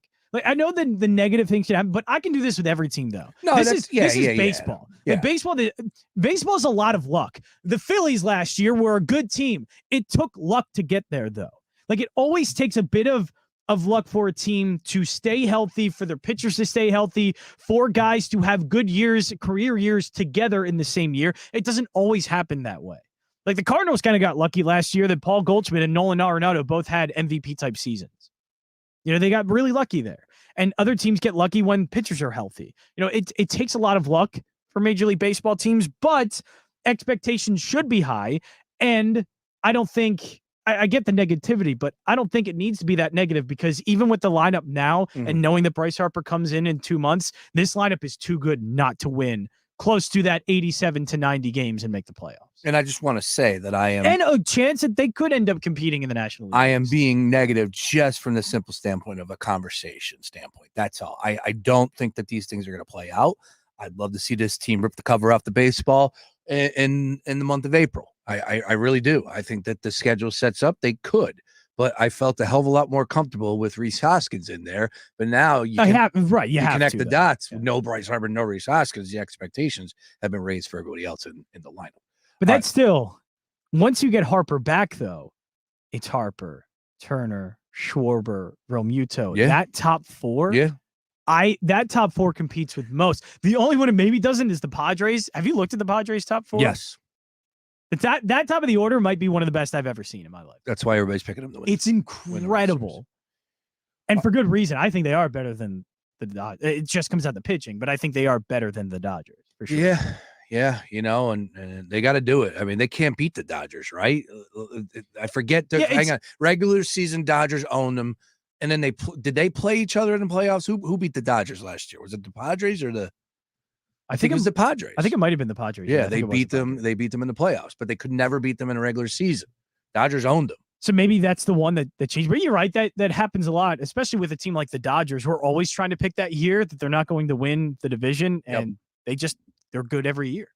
All right, I want you to think about an exact World Series matchup. Yeah, they beat the Dodgers 3-1. Yep, exact World Series matchup. I want you to think about that from two teams. We've got DraftKings open up in front of me. I got some exactas as far as World Series is concerned. We'll have some fun with that in just a second. But I want to switch it up to the awards season, and I did bet this guy many, many years ago, a few years ago, 2 years ago. Yeah, many years ago. Many years ago. Shohei Ohtani to win the MVP.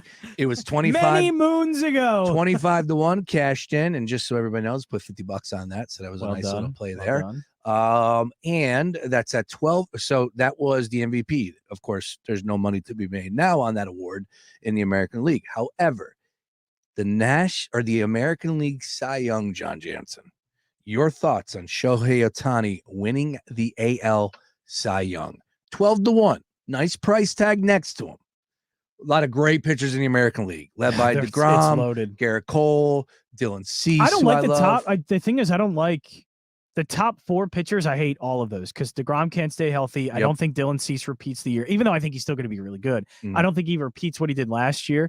Garrett Cole has not been the ace MVP or Cy Young caliber pitcher, Garrett Cole. And Carlos Rodon I like, but I don't get Cy Young out of him either. That is very much a Yankees kind of thing. God, I could be talked into Valdez at 15-1. Valdez is decent. I don't know. Valdez is the better pitcher in Houston, but Christian Javier was a better pitcher in the postseason. And it was just like, okay, this guy's like an afterthought compared to Valdez. I mean, are the Astros going to win their division again? Are they they're going to win. Yeah, all right, then those are two decent plays right there. Shohei Ohtani. I honestly think you can look a little bit down the board. One of them I really like, but he's going to be out for an extended period of time, so this bet is kind of off the board for me at least. Nasty Nestor? Tristan McKenzie, 30-1. Really good starting pitcher for Cleveland. Yeah, put it together a lot last year. It was a breakout year, and his stuff was good enough that it looked like he could have been. I also like Shane Bieber because he's coming into this year healthy, and so I think Shane Bieber has always flashed Cy Young stuff, and especially towards the end of last year. So I think Shane Bieber's a good one, 10-1. Ohtani, I don't know.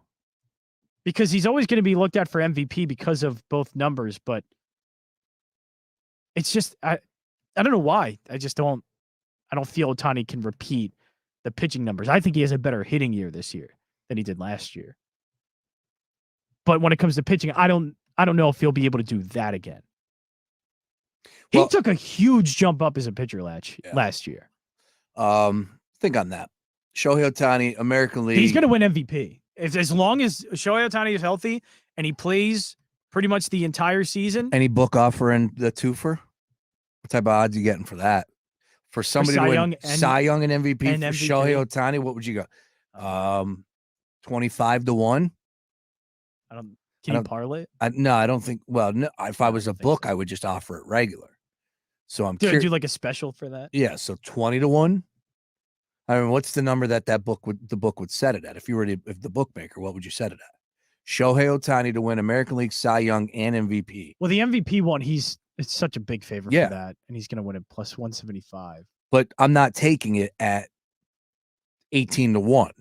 I would take it at 20-1 plus 20, like 2,500. I would, but I mean, you can't parlay it, but BetParks does give you odds anyway of what it would be, and it's close to 30-1.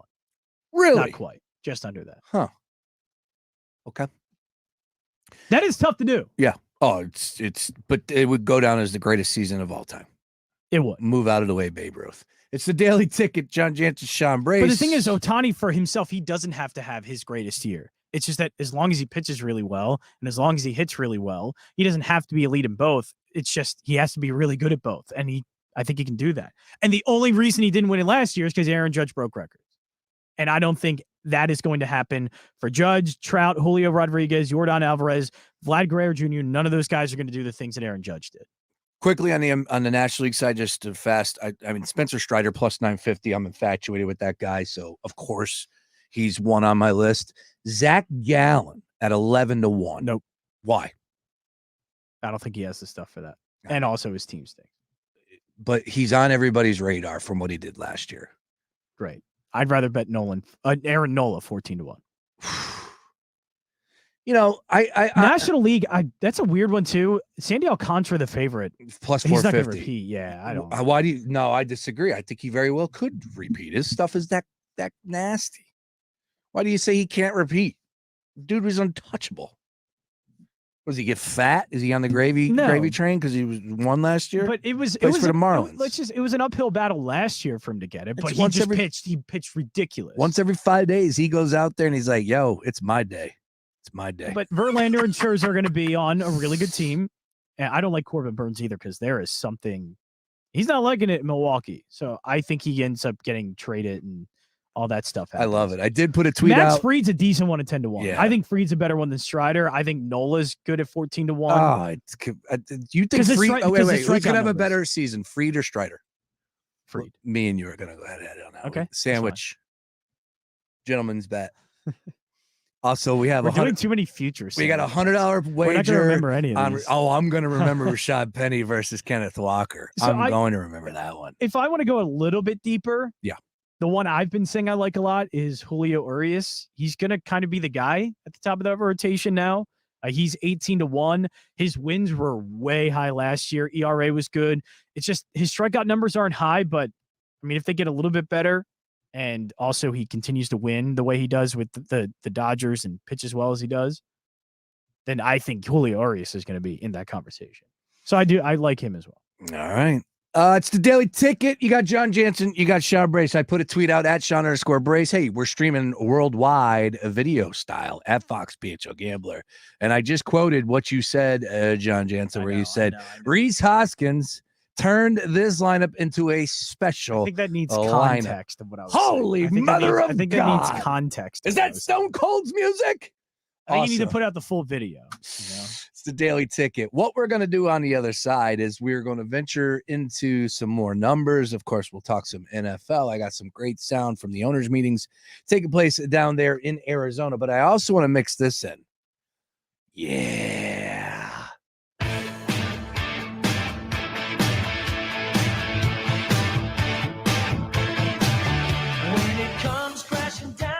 Is there something going on this weekend, John Jansen? Oh, I don't know, Sean. You tell me.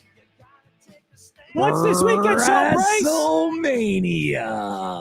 Oh, you got to give me some Pitbull Greenlight. Is that the song? No, not this year. It was one a few years ago, 2015 it might have been. And I contend that it is the best WrestleMania theme song. All right. Well, they got to get their stuff together because next year it'll be in Philadelphia, which I can't even imagine that that's going to be like. I'm not even a wrestling guy. Sean Brace, I'm going to need a week off next year. You got it. Around April. It's the Daily Ticket. We're going to have some fun. We'll talk some WrestleMania. If I'm not fired yet. Storylines with John Jansen. Podcast or the roundtable's coming up on Friday. Yep. Everybody looks forward to that. Friday. Everybody wants to be a part of it. So I know. I always get hit up for that. Good.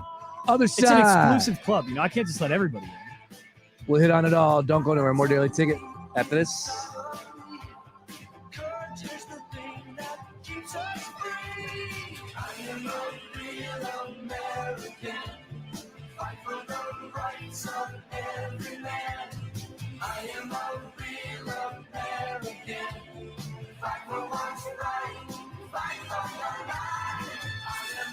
If you can wager on it, we're talking about Fox Sports Radio, The Gambler. Now, total traffic for Philadelphia. Watch out, we've got a new problem on 95 northbound, crawling Ridley Park past 420. A crash is only the right lane squeezing by. Further north, 95 Sapago Girard up to Bridge Street. South of 95, heavy Academy to Bridge. Then Jan approaching 420 with a gaper delay for that crash. Westbound Schuylkill, Jan, University Divine, so Girard to Montgomery Drive and City to Belmont. Eastbound, so 202 to Gulf Mills, Blue Route to Belmont, and Montgomery Drive to South. Larry Tortella, total traffic. This report is sponsored by Dell Technologies. The Dell Technologies semi-annual sale starts now with savings on select business PCs powered by 12th Gen Intel Core processors. Plus save on select monitors and accessories and get free shipping on everything. Call a Dell Technologies advisor at 877-ASK-DELL. I'm Martin Hoke, the inventor of Navage Nasal Care, and I love Navage. I've told you about how your nose is the body's air filter, that Navage's powered suction will help flush out allergens, viruses, mucus, and germs, and that Navage will help you breathe better. But what do other people say about Navage? Like Tara, quote, "My doctor wanted me to do saline rinses for my allergies, but I've never been able to successfully use a neti pot. Navage uses suction power, so it's foolproof. There are nights when I'll have particularly bothersome allergies. I'll bust it out, and the results are immediate. It's such a relief. It's become a lifesaver," unquote. She's one of over 100,000 online reviews praising Navage, the all-natural solution trusted by over 3 million people to help you breathe better, sleep deeper, snore less, and stay healthier without drugs. Navage is available at Walmart, CVS, Walgreens, Target, Rite Aid, and online. Navage, N-A-V-A-G-E, clean nose, healthy life. This year at Ashley's anniversary sale, we were able to secure a more affordable price on the same great quality as before, and we're passing those savings on to you. Shop new, lower prices on hundreds of items throughout the store and online. Get ready for summer with 10% off on all outdoor furniture. Plus, we're offering 5 years special financing with no minimum purchase. Visit your local Ashley store or ashley.com to celebrate and save today. Only at Ashley. See store or ashley.com for details. I'm Ava Mendez, and when I heard that the average kitchen sponge is 200,000 times dirtier than a toilet seat, I made finding a sponge that was good enough for my family and my home my mission. And that's when I discovered Skura-style sponges, brilliantly designed antimicrobial sponges that don't smell, rinse clean, dry fast, and even tell you when it's time to replace them. I love these sponges and the other cleaning tools so much, I went from being an obsessed customer to a co-owner of the company. So if you never want to touch another stinky, soggy, bacteria-filled sponge again, go to Skura-style.com. That's S-K-U-R-A style.com. That's S-K-U-R-A style.com. And get your hands on the smartest sponge ever. Save up to 40% site-wide during the spring cleanup sale. Go to SkuraStyle.com. Don't miss the factory authorized clearance at RV1 Superstores. All 2022 RVs must go. Look for the blue tags with clearance pricing up to 40% off on America's favorite brands. Hurry. When the tags are gone, so are the savings. Get 40% off at the factory authorized clearance at RV1 Superstores, a Blue Compass RV company. Visit RV1.com. Example 22 Braxton Creek Free Solo, number SI 1026, MSRP 22222. See dealer for details. From local town councils to Capitol Hill, agents who are realtors are standing up for what's right. We're here protecting property rights. Here advocating for the issues that affect our neighborhoods. Here championing fair and equitable housing for all. Because we are realtors, bound by a code of ethics, driven to serve our communities. We're here for it all. Here for you. Realtors are members of the National Association of Realtors. That's who we are.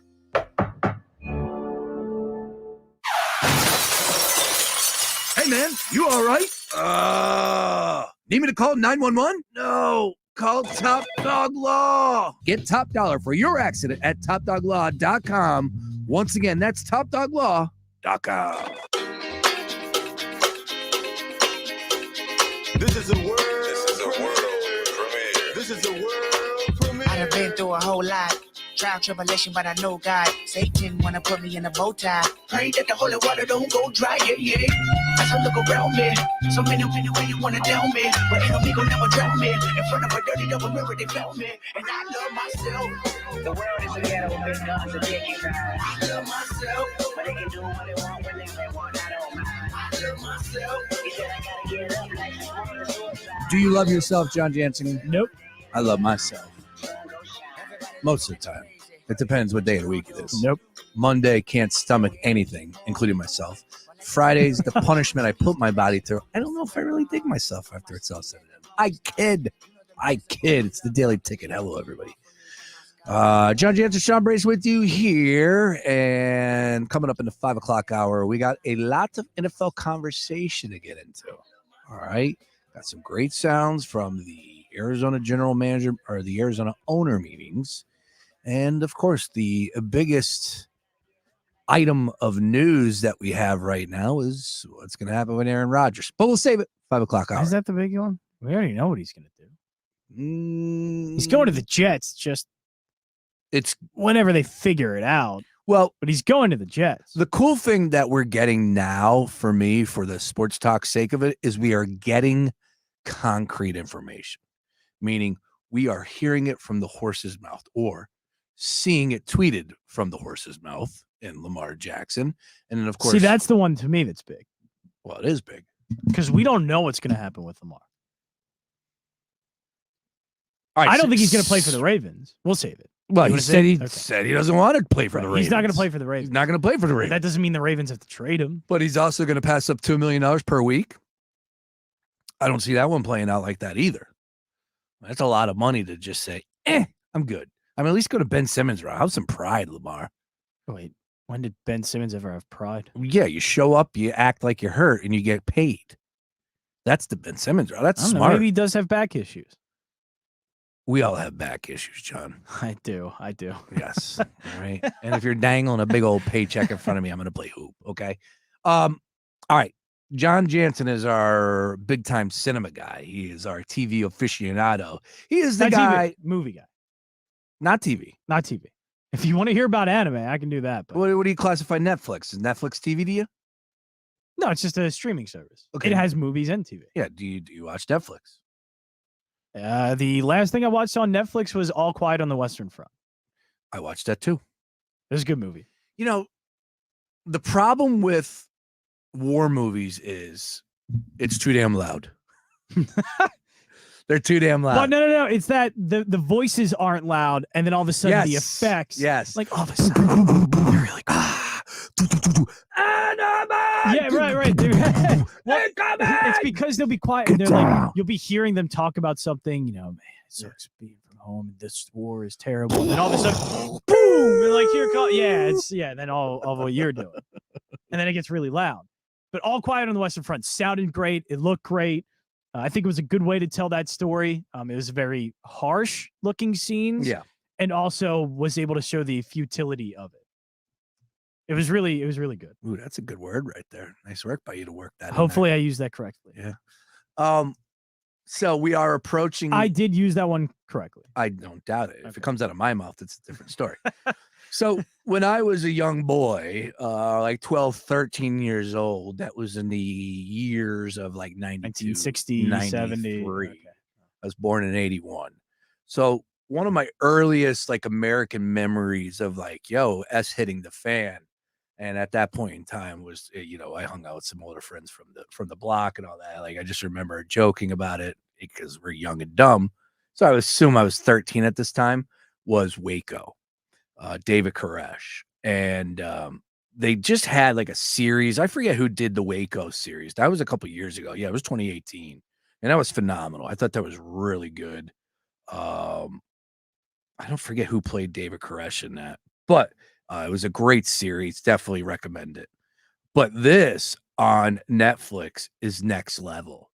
It's Waco, American Apocalypse, and you are seeing never seen before footage. Never before seen, but before never seen before. Oh my God.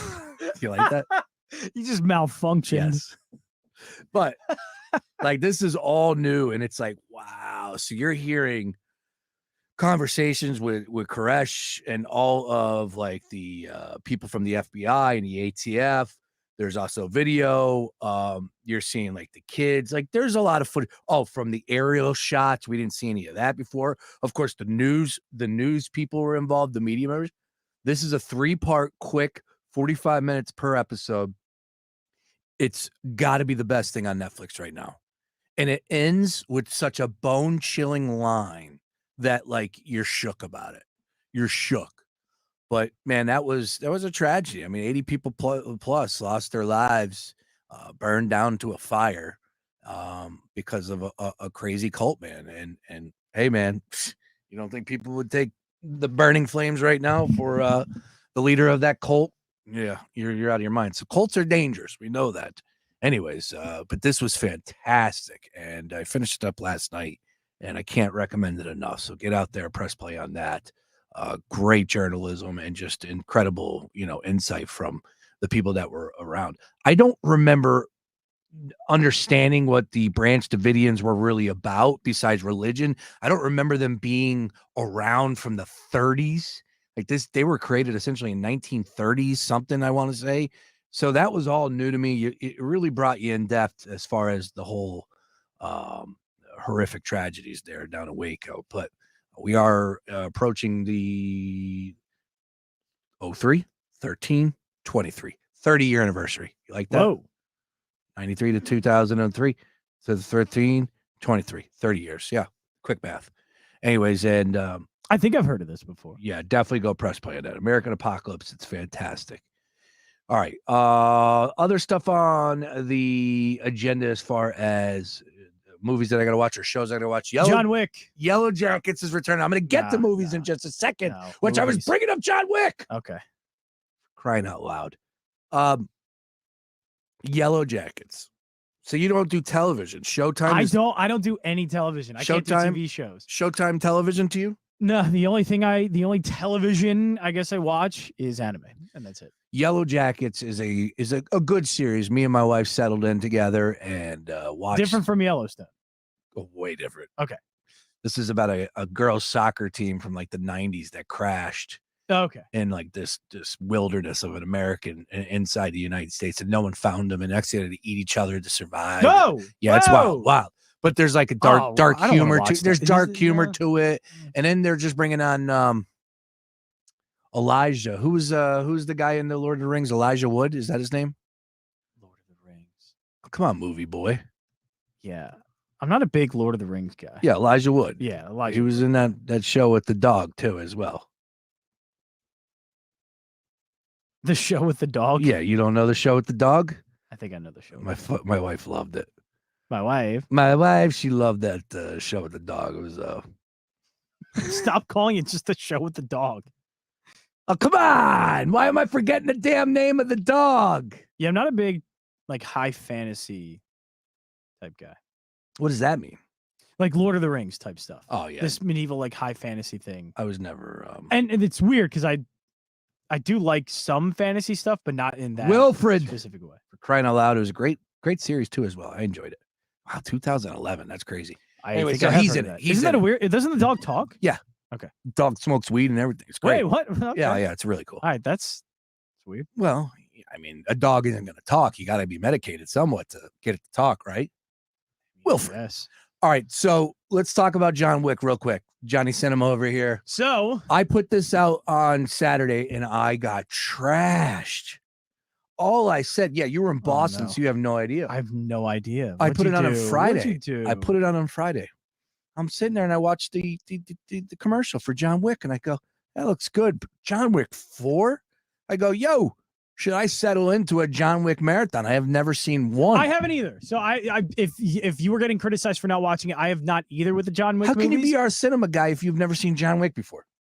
I don't know. It just never came up for me. But I am going to, I think what I'm going to do is tonight watch it, the first one, tomorrow the second one, Thursday the third one, and then see John Wick 4 on Friday. I think I'm going to do the whole John Wick week. John Wick week. I like that. Yo, everybody. Should we live stream it here? Come at the on down Gambler? to John Wick week. I like that. So I'm going to have myself a little John Wick week. I want to see the fourth one. It looks great. I don't know if it's like going to be innovative in terms of action movies, but it just does action movies and especially a action movie hero protagonist type character very well. It seems like. And you know what? You can make 8 of them. I don't care. Make 10 of them. Well, look, it's supposedly grossing some really good numbers. Oh yeah, it's great. Like Die Hard movies, you couldn't give me enough of those. Give me, I wish I could have gotten more. Okay. When you have a good action character, I don't care how old they are. Like, look at Indiana Jones and Harrison Ford doing that again. Who cares if he's 80 years old? Is Harrison Ford 80 years old? Who cares if they're doing de-aging technology? It's a cool character. And those movies are a lot of fun. So just do it. All right. Well, I got to see it. I want to see John Wick. I mean, I'm a huge Keanu Reeves fan. You got to be Keanu. Keanu, who he is on the movie screen and then who he is behind the scenes, it's incredible. Like, he's awesome on the screen, love him, but behind the scenes, that dude, I like Keanu. I really, he seems like a genuinely good, good, interesting person. Yeah. Go check out a lot of this sound. The complete opposite of Tom Cruise. Genuinely bad, uninteresting person. Well, you don't know if he's bad. What, because he believes in Scientology? He's bad, uninteresting person.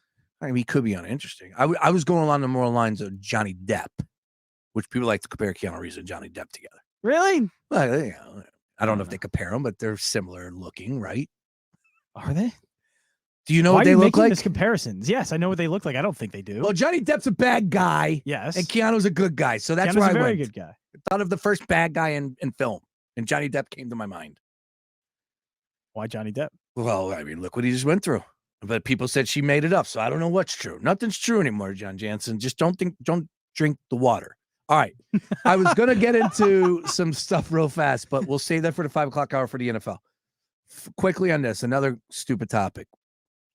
The Pennsylvania Chamber rolled out for March Madness. Maybe you've heard this before, where people like to take the bracket and do certain things for whether it's fast food or music that was created in the Are older those years. fun?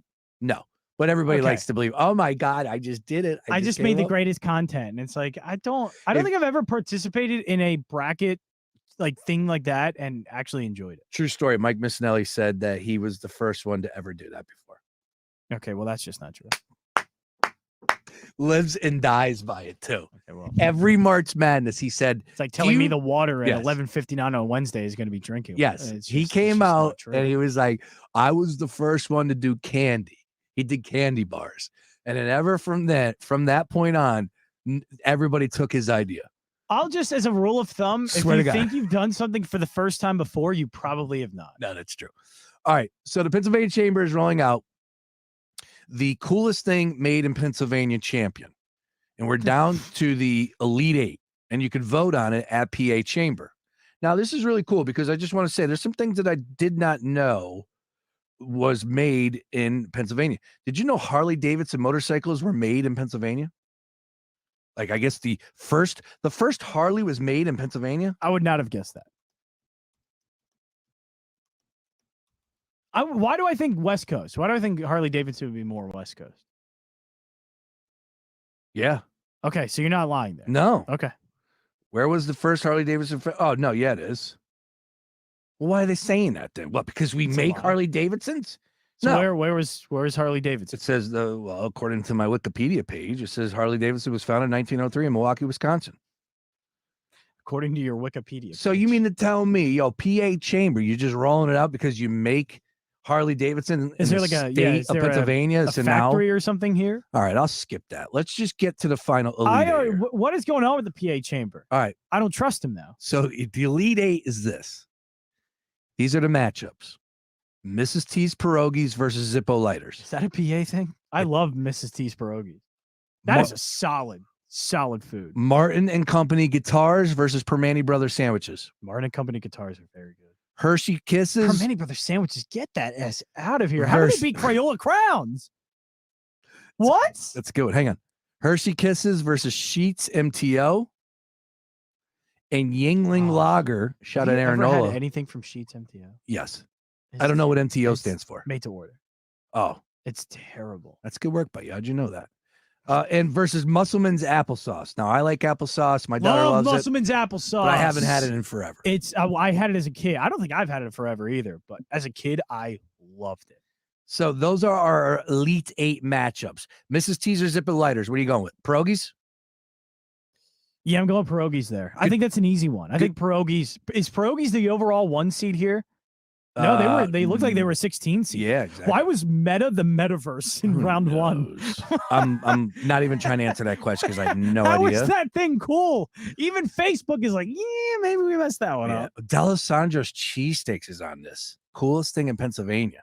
Wow. And it lost to Martin & Co. Guitar, which, again, I don't know if that's actually a Pennsylvania thing, but that is a very good guitar company. All right. They make very good acoustic. So we're going to put Martin Company Guitars versus Mrs. T's Pierogies at the top.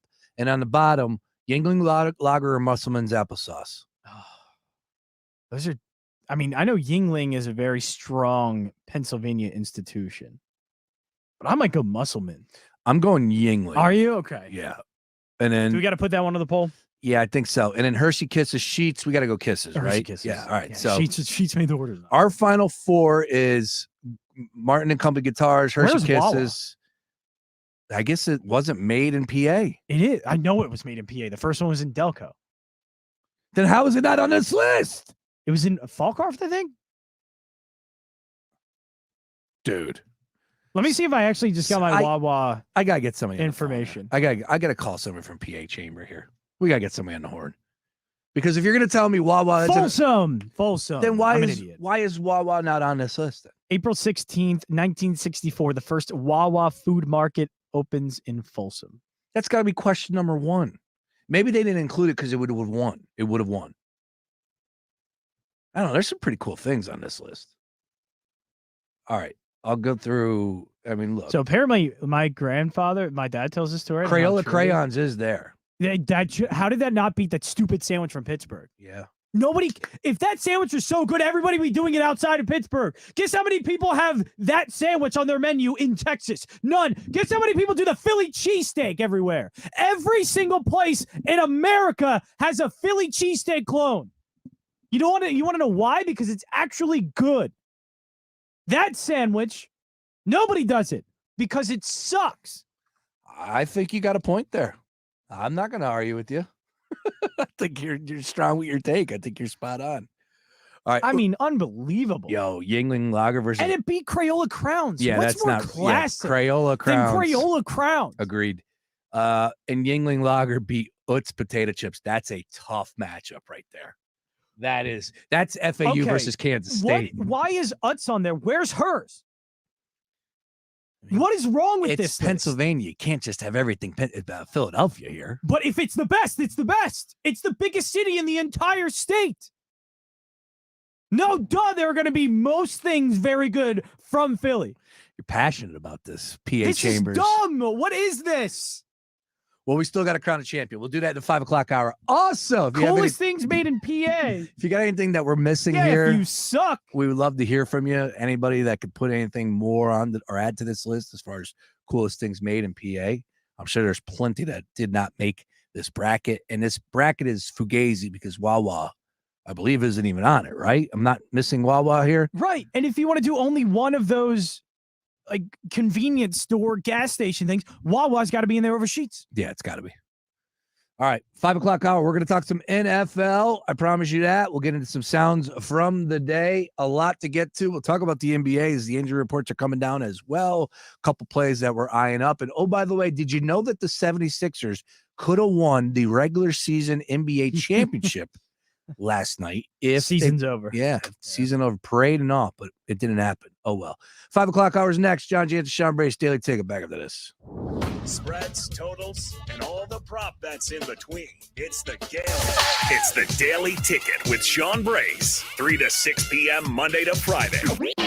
Do yourself a favor, fire up DraftKings Sportsbook right now. And if you wouldn't mind, please use Brace as the promo code. Let them know that you're listening to us right here because we're trying. We're trying, ladies and gentlemen, to get that cream. Let's go. But Julian Edlow joins us right now. Yeah, I haven't played this one yet. If I played it, it would be K-State for me. And we're seeing that number come back down from 2 to 1, I think. So the number's been all over the place with Michigan State opening a dog, getting up to as high as -2. Now they're -1. I think Kansas State is ultimately the right side. It's a tough game.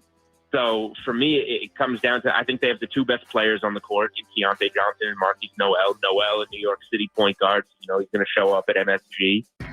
You're listening to the Daily Ticket with Sean Brace. Be sure to use promo code BRACE over at DraftKings Sportsbook. What's up? I'm Tyrese Maxey, 21st overall pick in the 2020 NBA Draft, a guard for the Philadelphia 76ers, and I'm doing my very first podcast, Maxey on the Mic. Tyrese. We'll talk about games, catch up with some of my favorite NBA players, talk travel, food, music, who knows what else. Listen to Maxey on the Mic on the iHeartRadio app or wherever you go to get your podcast. Parks Casino. This is how you win. The fun never stops at Parks Casino. Enjoy the best local bands and live entertainment at 360 inside Parks Casino. Friday, March 31st, Chatter Band takes the stage. And Saturday, April 1st, the music continues with Fish Out of Water. Plus Joe Conklin's Comedy Night every other Thursday night. Follow on social or at parkscasino.com. Parks Casino. This is how you win. This is how you win. 21 gambling problem, call 1-800-GAMBLER.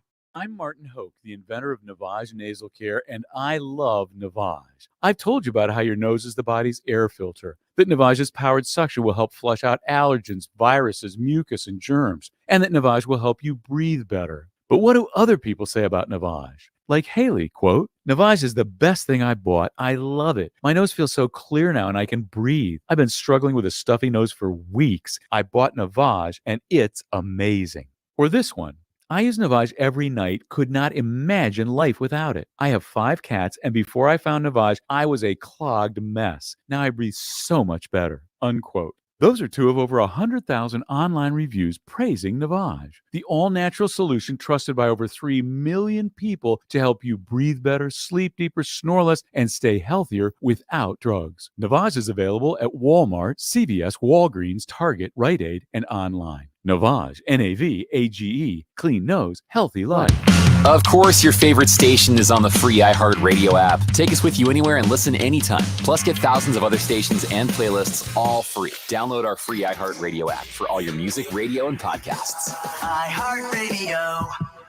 Wendy's $3 breakfast deal is a bacon or sausage egg croissant plus small seasoned potatoes for $3. It's the breakfast that don't miss. So if you did miss Wendy's breakfast, don't imagine fresh cracked eggs, sizzling sausage, crispy bacon, and block out those hot, buttery, flaky croissants. Croissants don't really make a sound, but if they did, for a breakfast that don't miss, Wendy's is that breakfast. Choose wisely. Choose Wendy's $3 breakfast deal. Limited time only. Participating U.S. Wendy's. Select a request $3 breakfast deal to obtain discount. Not valid for a la carte combo orders. When someone gets hurt, we know who to call. But what about a mental health crisis? The 988 Suicide and Crisis Lifeline offers free, confidential support around the clock. Don't hesitate. Call 988. It's okay to not be okay. Remember, 988.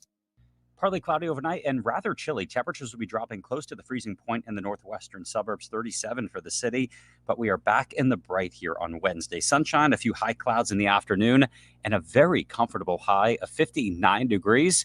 So it's a get outside and enjoy kind of day. I'm meteorologist Adam Joseph with your 6ABC forecast. This report is sponsored by Dell Technologies. The Dell Technologies semi-annual sale starts now with savings on select business PCs powered by 12th Gen Intel Core processors. Plus save on select monitors and accessories and get free shipping on everything. Call a Dell Technologies advisor at 877-ASK-DELL.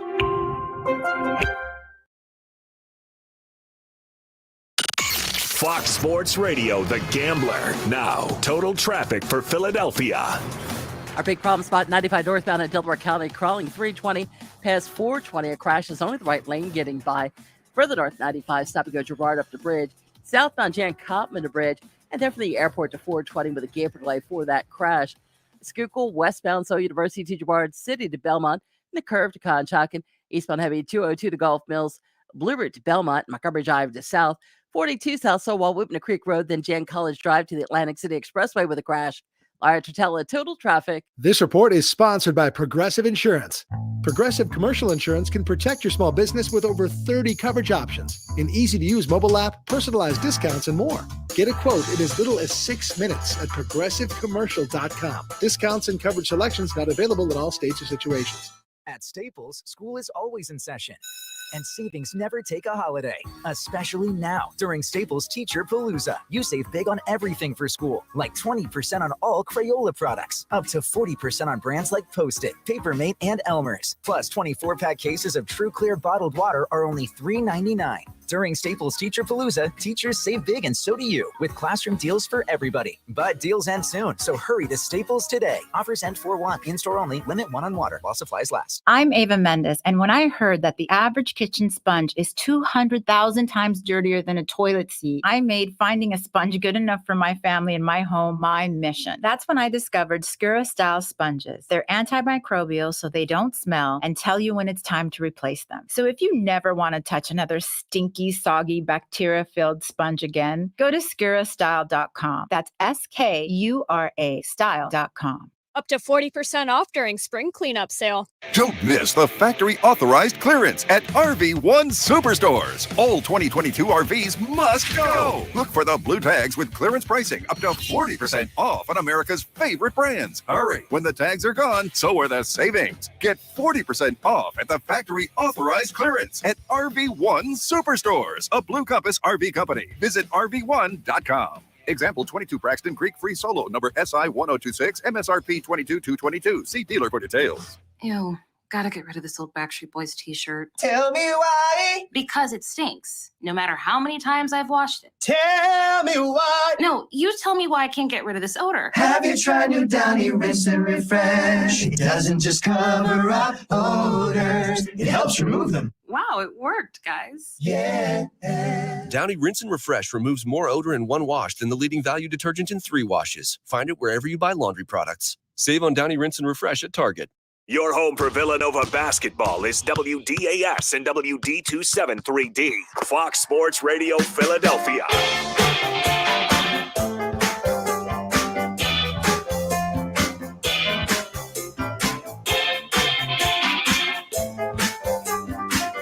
You know, every once in a while, I'll see this blue light up, and I'll go, ooh, who the hell is calling us?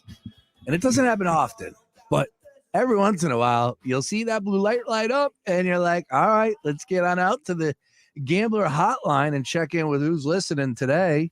I kid. No, normally it is 5 o'clock spot. We've kind of been a little all over, touch and go, as they say in the industry over the past couple of weeks. He's a busy man.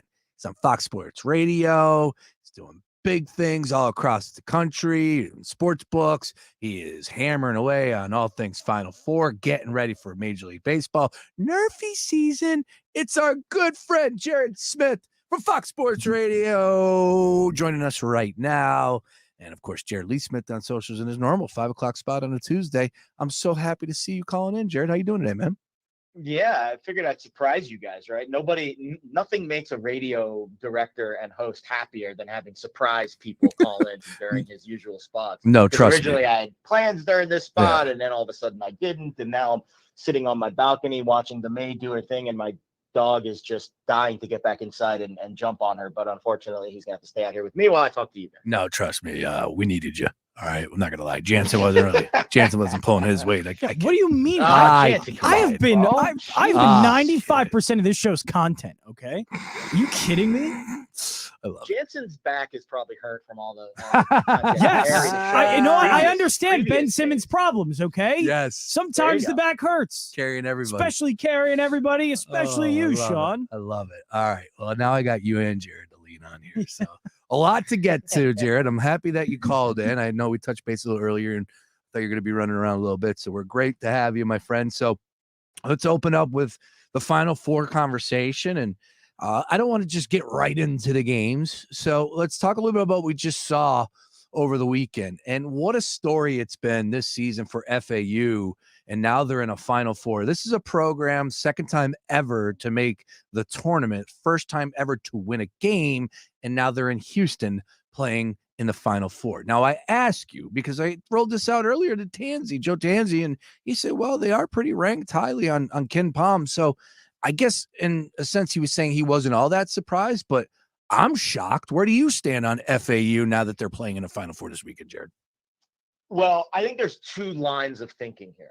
I think the first line of thinking is macro, right? There's macro, there's micro. The macro view of FAU as a program. So I don't know if you guys knew this, but I used to work for FAU for multiple years. Get out of here. I was their sports information director for women's basketball and baseball from 2010. Dude, get out of here. Yeah, go check my timeline because yesterday I tweeted out some over the last few days, I've tweeted out some kind of memory pictures and videos and clips of me doing stuff for them back in the early days. And again, this is a program that the facilities, the investment in the actual program itself has always been, let's call it subpar. It's a program that I think as an athletic program has always struggled to find that edge in getting people to come play for them. Now, the one advantage they have is the location of the campus. It's literally 2 miles from the beach in South Florida. It is gorgeous. Boca Raton is a beautiful place to live, but the investment in the facilities and all the other bells and whistles that go into funding an athletic program are severely lacking. So in terms of a program like that, getting it all to fit together and making a Final Four is miraculous. I think it's even more miraculous than George Mason or VCU, especially VCU, which has a very storied history of basketball funding. On a micro level, I agree that they're a pretty darn good team. The analytics say that they are worthy of being in the conversation to be in a Sweet 16 Elite Eight, maybe not Final Four, but definitely in that conversation. And the season that they had, I mean, all you do is look at the record. And then a lot of people said, oh, the strength of schedule. Well, look at what Conference USA has done in the postseason. You've got UAB and North Texas in the Final Four of the NIT. You've got Charlotte that won the CBI. So you could argue that, say, Conference USA is the Conference of Champions this year. So it's a really impressive run. I think macro, it's a very big surprise if you take into account everything that program's been through over the last few decades. But micro, when you look at the analytics and the way this team plays, I think they're worthy of being in this spot. Fantastic. Yeah, I'm looking at the pictures now of a young Jared down there. Very young. Oh, I just saw the baby-faced. retweet. Yeah. Look, I understand that's a up and coming program. It's been like that, and we've seen plenty of crazy stories in college athletics over the past few weeks. I mean, that kid is a junior. He's the SID at what, Fairleigh Dickinson or wherever it was. I mean, that was a joke. So I would imagine, I get it. You know, you're not going to get rich in that job, but living at Boca Raton, my friend, you got a great tan. No, I enjoyed it. The hell And did my you family leave? was What'd you down there, leave there so- for? What did you leave though? Well, it was funny because that was my third job out of school. The first job was an internship at the Atlantic City ESPN affiliate. You might know some of those guys. Yep. They might have come up and I covered some Philly sports before. Then I got a job calling baseball for the Trenton Thunder, making $800 a month. Yes. Then I got a big promotion up to $1,000 a month working for FAU. And that season, the FAU baseball season they won the Sun Belt title. We went to the tournament. It was very fun. And then from there, I got an actual legitimate a job that paid at least enough for me to live up at LaSalle in Philly. So that early formative part of my career, calling games and, managing a Division I program, was really exciting, but it also showed a lot of the negatives of working in college athletics. Yeah, it's tough. It's tough. I mean, it's just tough no matter what. Like these gigs are just It ridiculous. didn't get easier from there, but it's gotten a little easier now. It's the last few years have been a little better, but those first 5-10 years, Sean, No. I was scraping by, bud. I'm with you on that one. All right. So look, FAU, it's a great story. They're taking on San Diego State. So let's talk a little about the games here. And that game, look, I kind of wish that it was the other way around. I wish we were going to be able to get Miami and possibly UConn in the final. Obviously, I'm leaning that way. Don't know if that's how it's going to play out, but that's where my mind went. But instead, we get San Diego State and FAU. I'm leaning towards FAU here because you saw them go up against Tennessee in a game that Tennessee mucked it up with the best of them, and they won that low-scoring game. And San Diego State, if you're going to play them, you better bring your hard hat. You know how they're going to play on their chalkboard. When you left the locker room, it said 40 minutes. Defense travels, play hard. That's the mentality of just mucking it up. So if that's the way this game plays out, I think FAU still has a great chance at winning it. I think they're the better team here. I'm going with FAU. My question to you is this, though, because you and I were talking pre-hit. You said that you feel like there's going to be more money, and I would agree with this. More people, when it comes to wagering on that game, are probably going to go with FAU. I don't know if that's going to be the case, and I know you don't have a computer in front of you, but I think we can agree that not a lot of people are believing the Aztecs. If that's the case, why are they the underdog here? Yeah, it's a fair question. I think the numbers are what they are, and at this stage, the bookmakers feel pretty like we don't see a lot of adjustments from game to game. And we don't see a ton of movement, frankly, with these markets at this stage. Now, this market might see a little more movement than others because of the length of time that it's available. And that's why I'm always interested in what happens in between the break rounds, like from the Sweet 16 to the Elite Eight. The market doesn't interest me that much because it only has about 36 hours to settle. When you go from the round of 32 to the Sweet 16, well, then you have 4 full days, basically. In this case, you have Sunday all the way to Saturday. You have almost a full week. It's like an NFL market, frankly. So I am curious to see if we do get movement. We haven't seen a ton of movement so far. And again, you're right. I don't have the screens in front of me. I don't know if anything's changed in the last few hours. But I would be willing to bet at this stage, FAU is going to be a very trendy dog. Does that mean they win and cover? Who knows? I try not to use that as, well, just because they're a trendy dog, we can't even consider betting them. I do think if they can beat Tennessee and their defense and solve that defense, I do think that they can score enough to beat San Diego State. The question with San Diego State is, what's their offense going to look like? Because if you watch that game against Creighton, they turned a really good offense into something that looked just awful. And as much as Tennessee's defensive numbers are on par with San Diego State, there's just something about Rick Barnes and the way that they play in these big games that scares me. And I think Brian Dutcher doesn't have that same affliction.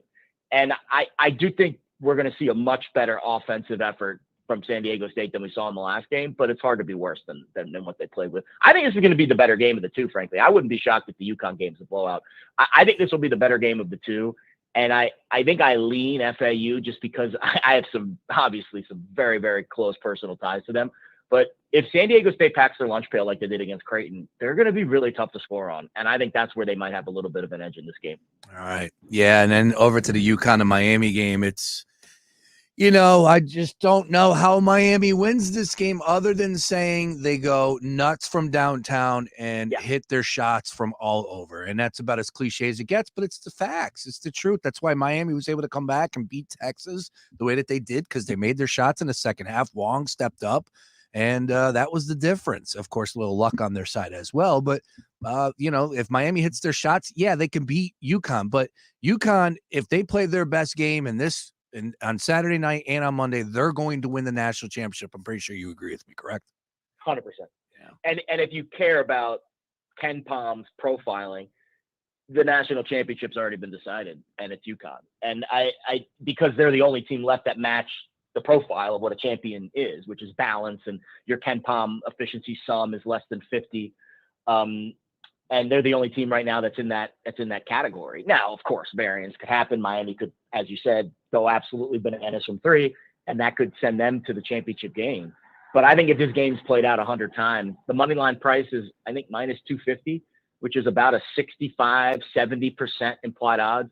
I think if you play this game out 100 times, it's probably more like 80 or 90% UConn wins. And it's just the 1 or 2 scenarios where Miami just goes absolutely bananas from 3 and wrecks the game. But the matchups here are like, how is Miami going to defend the paint? They couldn't defend the paint against Texas. They were very fortunate that Disu was out, and they were even more fortunate that Texas just stopped playing in the second half. Like they stopped running their sets. They stopped trying to get easy shots in the paint.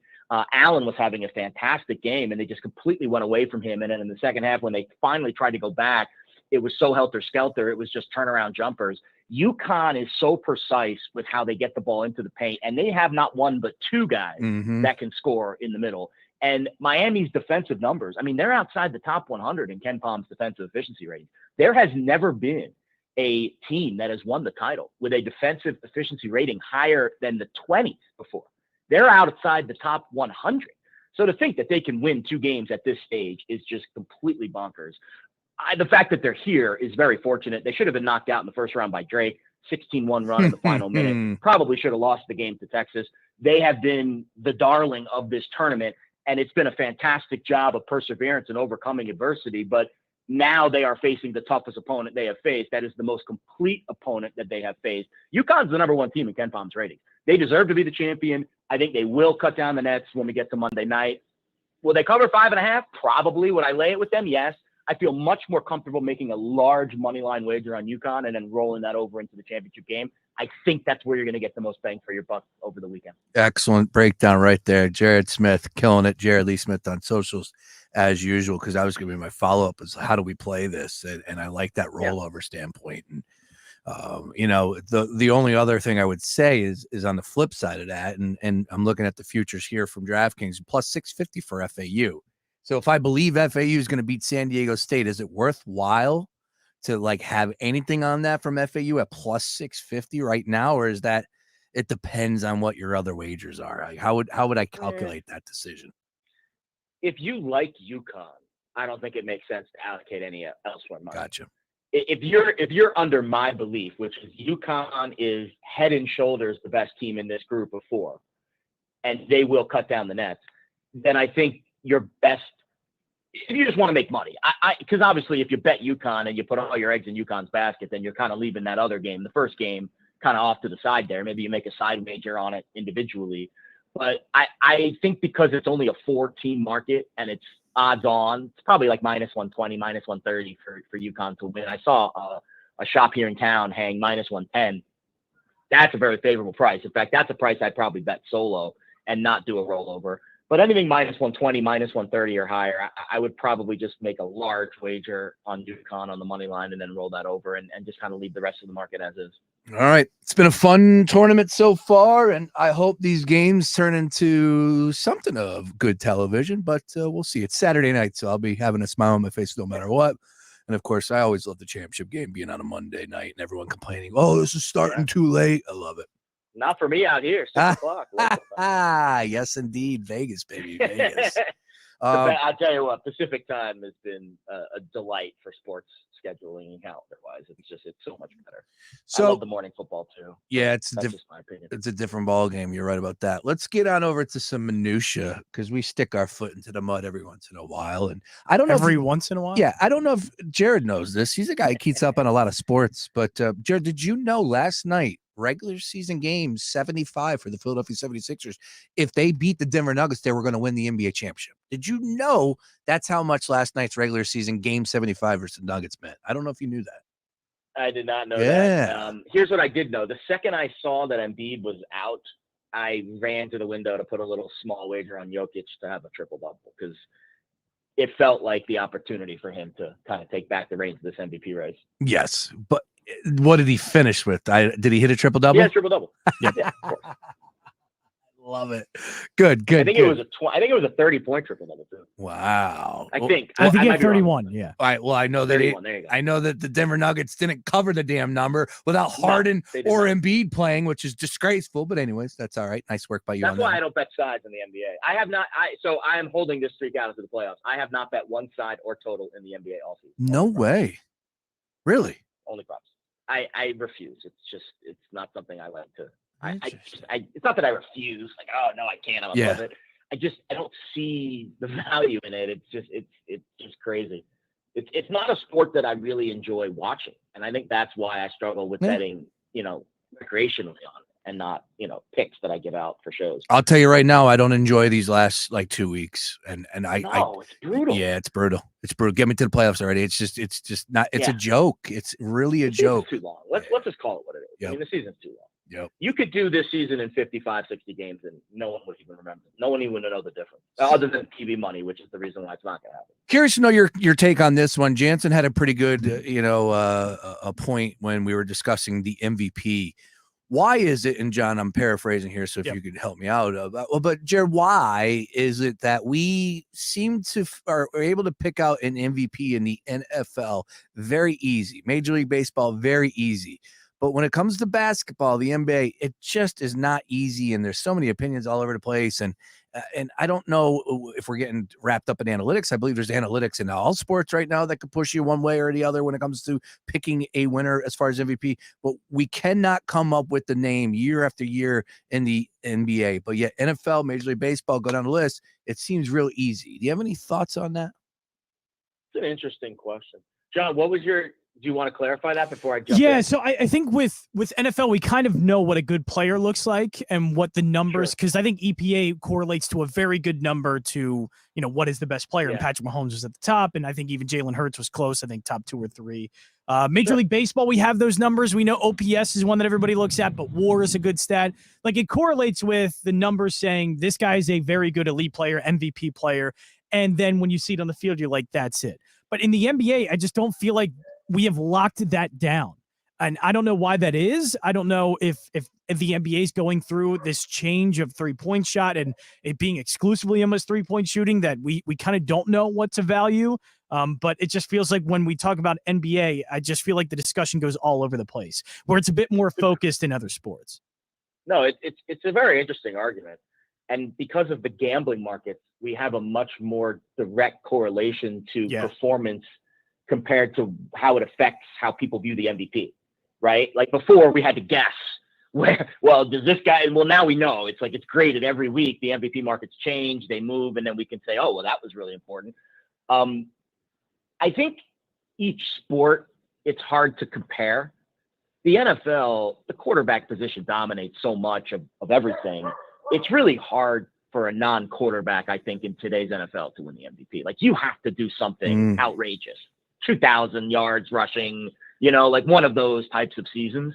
So I think the NFL kind of stands alone because the position matters more than the player, right? In baseball, there's an award separate for pitchers and hitters. And I think that makes it a little easier to distinguish. For example, let's say there was no Cy Young. Is Justin Verlander the MVP last year?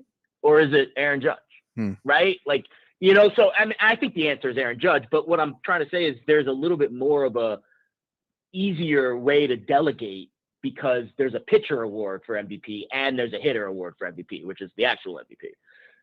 In basketball, the positions don't matter and there's only one award. So I think it's harder for us to maybe quantify or I guess digest the performances on a nightly basis. Whereas in the NFL, the best quarterback on the best team typically is the MVP. In Major League Baseball, the guy with the most home runs or the guy with the highest OPS or highest WAR is typically the MVP. In the NBA, the guy who leads the league in scoring is not always the MVP, right? So I think there's just a tough sport by sport comparison in the NHL. I'm not even going to try to wrap my head around that. Yeah, I left that one out. Yeah, I left that out. But in the NBA, I think it's because it's a positionless sport now. Yeah. And there's only one award, so it's really hard to quantify and weight which statistic matters more. I think we're moving in a direction towards analytics. Nikola Jokic's three-peat or possible three-peat is telling me that analytics matters a lot more, and that would lead me to the PER, the player efficiency ratings. But I think it's more of an open-ended conversation just because there's no real true alpha position in the NBA. What matters more, a big man or a guard? Like there's really, I really can't quantify those two positions. Excellent take. No, yeah, we just started arguing about it yesterday or this morning. Yeah, this morning. Yeah, afternoon, we've actually because- been on air since 3 in the morning, It not feels 3 like we haven't p.m. stopped. Yeah. Sorry. Well, anyways, I got all wrapped up in it. And It's a 12-hour edition of the There you Daily go. Ticket. All right. Well, look, as far as the NBA MVP is concerned, and I know that it's a hot button topic that everybody wants to give their take on. I just never thought that Joel Embiid was going to win this year. All right. And who knows? We'll see how that one plays He out. might. Yeah. I don't think he will. Yeah. Based off the straw poll that we just saw from Bontemps a couple of weeks ago. Correct. I think we're going to get another one before the end of the year.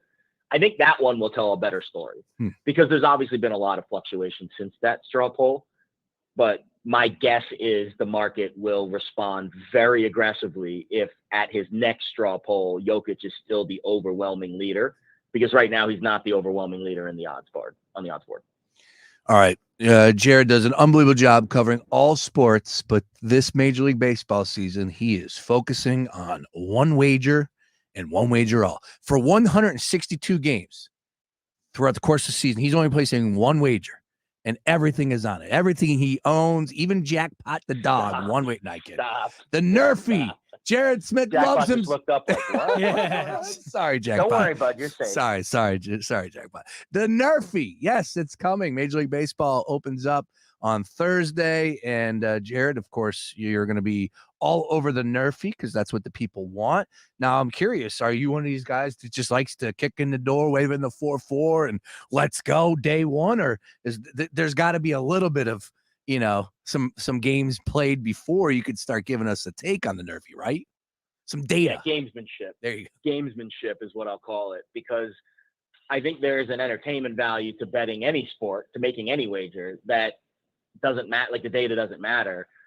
I think in this particular case, because of the reputation that I built, I'd be foolish just to go diving in head first without data. I think this season will be a little more unique than last season because of the new rules. I think in a few weeks, the new rules won't matter as much and we'll get used to them. And it'll just be like anything else. We'll just kind of adapt, because as human beings, that's what we do. Our brains are wired to adapt and evolve to our surroundings. So I think eventually we'll just kind of get used to a lot of these new rules, and they won't affect the game as much as we think. We're afraid of change now, but give it a month, and I don't think there'll be a huge impact on scoring. The one thing that will, I think, impact the game is the pitch clock more than anything else. It looks like there's some loopholes to the shift rule. Don't think there's going to be a ton of variation there. The bases being bigger is completely minutia to me. I wouldn't put any stock in that in terms of a betting angle. I do think the pitch clock and how many times you can throw over and the pitcher's ability to slow a game down matters a little bit more later in the game than it does in the first inning. So again, I don't think the Nerfy markets are going to be impacted that much by these new rules. They're probably going to be impacted a little bit, but I'll probably take one trip through the rotation, just like I did last year, and kind of assess where things are. And then I'll do what I always do, which is just track every game, track every pitcher's stats, track the data, give out as many actionable pieces of information that I can, that I think, matter, and pray that the gambling gods are in my corner. That's really all we can do, because as much data as we have, once these games start, anything can happen. But I'm excited for another season. I'm excited to build on a lot of the successes and a lot of the fun little projects and data mining that I did last year. But I expect volatility because it's gambling and it's random. No, you're right about that. And it's a lot of fun to follow along and, of course, take a shot every once in a while in the Nerfy. I know I'll be following. And I'm betting some Yerfies, too. It's not just Yerfies, too. And I'll give you one more nugget. We did talk about this last year. And I do think the pitch clock, if there is one bet that the pitch clock might impact significantly this year, it's walk props. Because if you think about it from a game theory perspective, the pitchers get a little panicky. The clock is ticking down.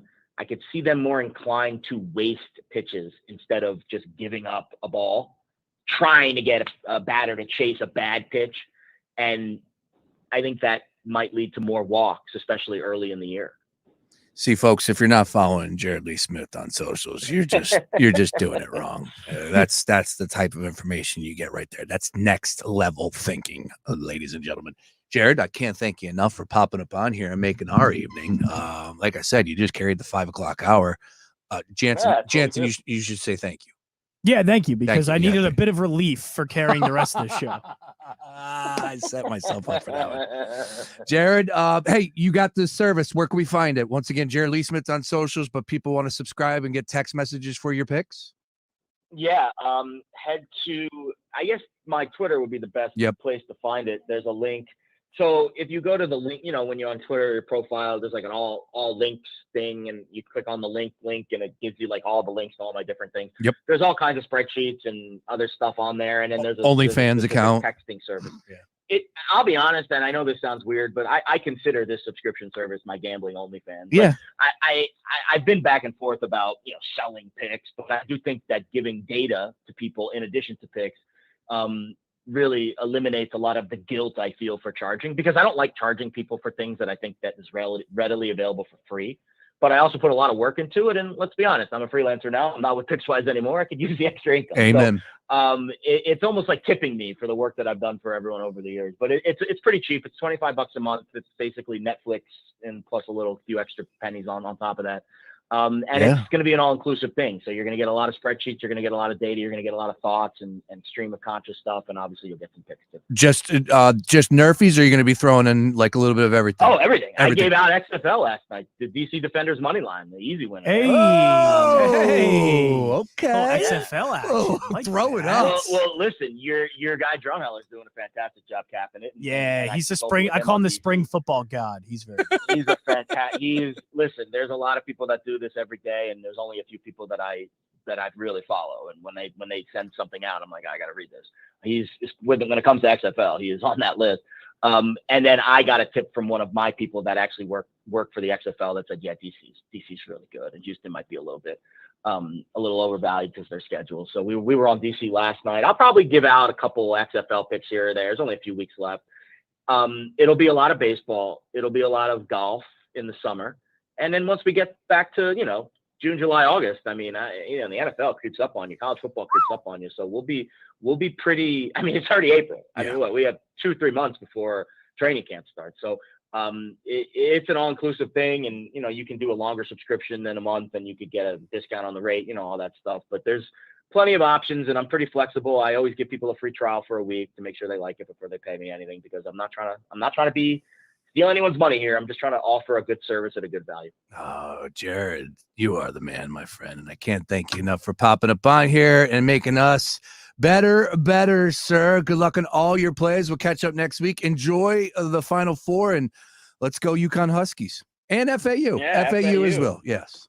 FAU UConn would be one heck of a championship game. That would be I could not say I would have predicted that in my wildest. Definitely not. Jared, appreciate it, brother. Have a good one, guys. Excellent. There he is. Once again, Jared Lee Smith on socials. You know what I'm looking for right now? What's that? You're looking for something? I'm looking for something.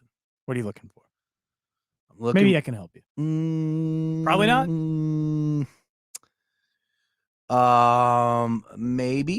Maybe not. She loves me. She loves me not. You ever do that with the flower back in the day? No. You never did that? Nope. As a kid? Can't say I have. Huh.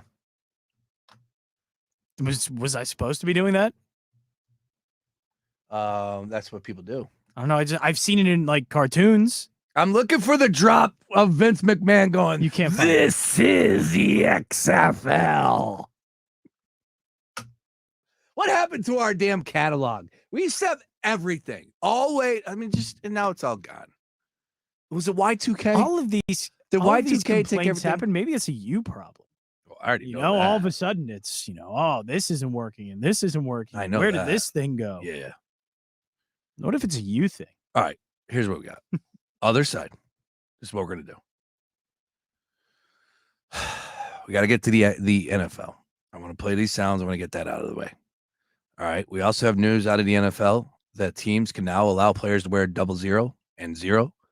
I think it's the ugliest number in sports. I hate it. But there's one player who already said he's going to change his number and go with 0. And dare I say, he looks good. And I'll even go further. He's going to have a great year. He might be a Super Bowl champion when it's all said. Oh, geez. The Daily Ticket. Ladies and gentlemen, boys and girls. It's the 5 Did I go too far? Yeah, a little bit. Just a bit outside. Don't go anywhere more. Daily Ticket back after this. The Gambler. Philly's home for all things sports gambling. Progressive protects more than just your home and car. You could save when you bundle your motorcycles, ATVs, boats, and RVs. Doesn't that sound good?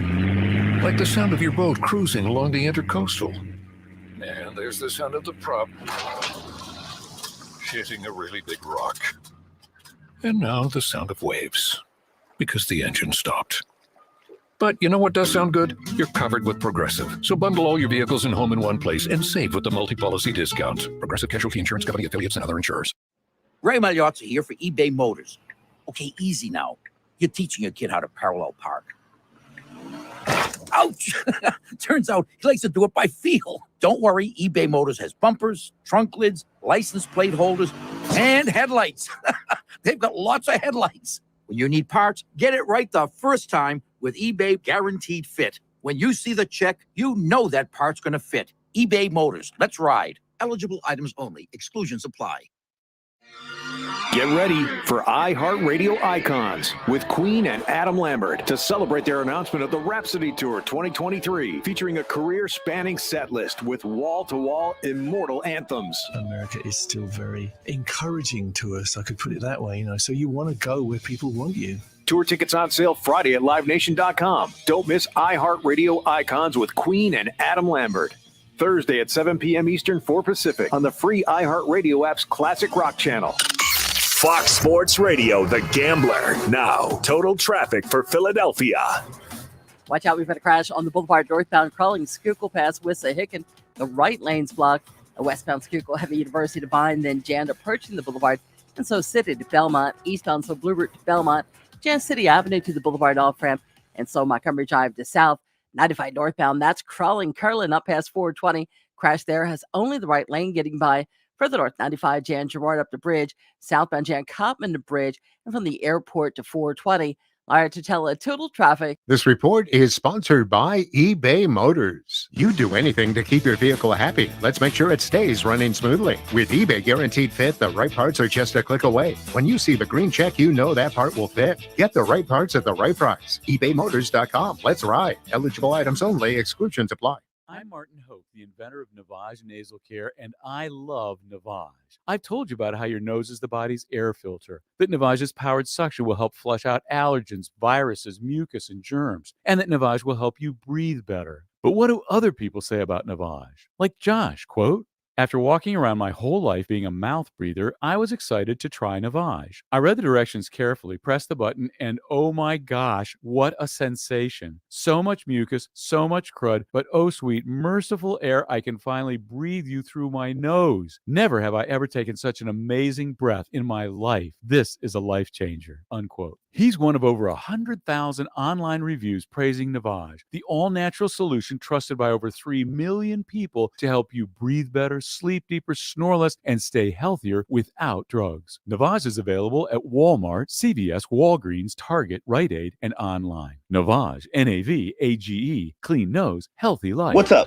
I'm Tyrese Maxey, 21st overall pick in the 2020 NBA Draft, a guard for the Philadelphia 76ers, and I'm doing my very first podcast, Maxey on the Mic. Tyrese. We'll talk about games, catch up with some of my favorite NBA players, talk travel, food, music, who knows what else. Listen to Maxey on the Mic on the iHeartRadio app or wherever you go to get your podcast. At Staples, school is always in session, and savings never take a holiday, especially now during Staples Teacher Palooza. You save big on everything for school, like 20% on all Crayola products, up to 40% on brands like Post-it, Papermate, and Elmer's. Plus, 24-pack cases of True Clear bottled water are only $3.99. During Staples Teacher Palooza, teachers save big and so do you, with classroom deals for everybody. But deals end soon, so hurry to Staples today. Offers end 4/1, in-store only, limit 1 on water while supplies last. This year at Ashley's anniversary sale, we were able to secure a more affordable price on the same great quality as before, and we're passing those savings on to you. Shop new, lower prices on hundreds of items throughout the store and online. Get ready for summer with 10% off on all outdoor furniture. Plus, we're offering 5 years special financing with no minimum purchase. Visit your local Ashley store or ashley.com to celebrate and save today. Only at Ashley. See store or ashley.com for details. Get in the zone, AutoZone. Welcome to AutoZone. What are you working on today? Starting trouble. No one likes that.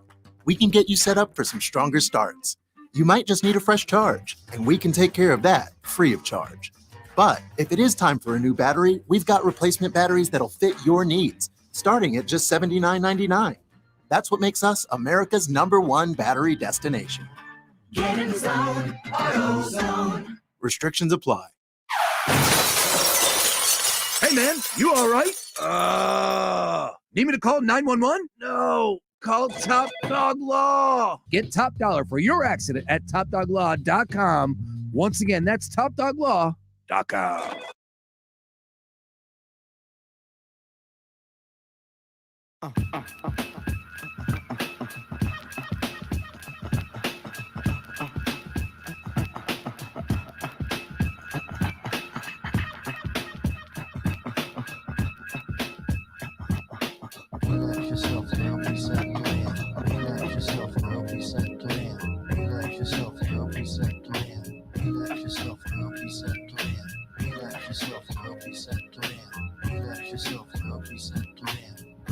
it out, you got me mesmerized. With your black hair and your fat ass thighs. Street poetry is my everyday. But yo, I gotta stop when you drop my weight. If I was working at the club, you would not pay. Hey yo, my man Fife Diggy, he got something to say. I like them brown, yellow, Puerto Rican, and Haitian.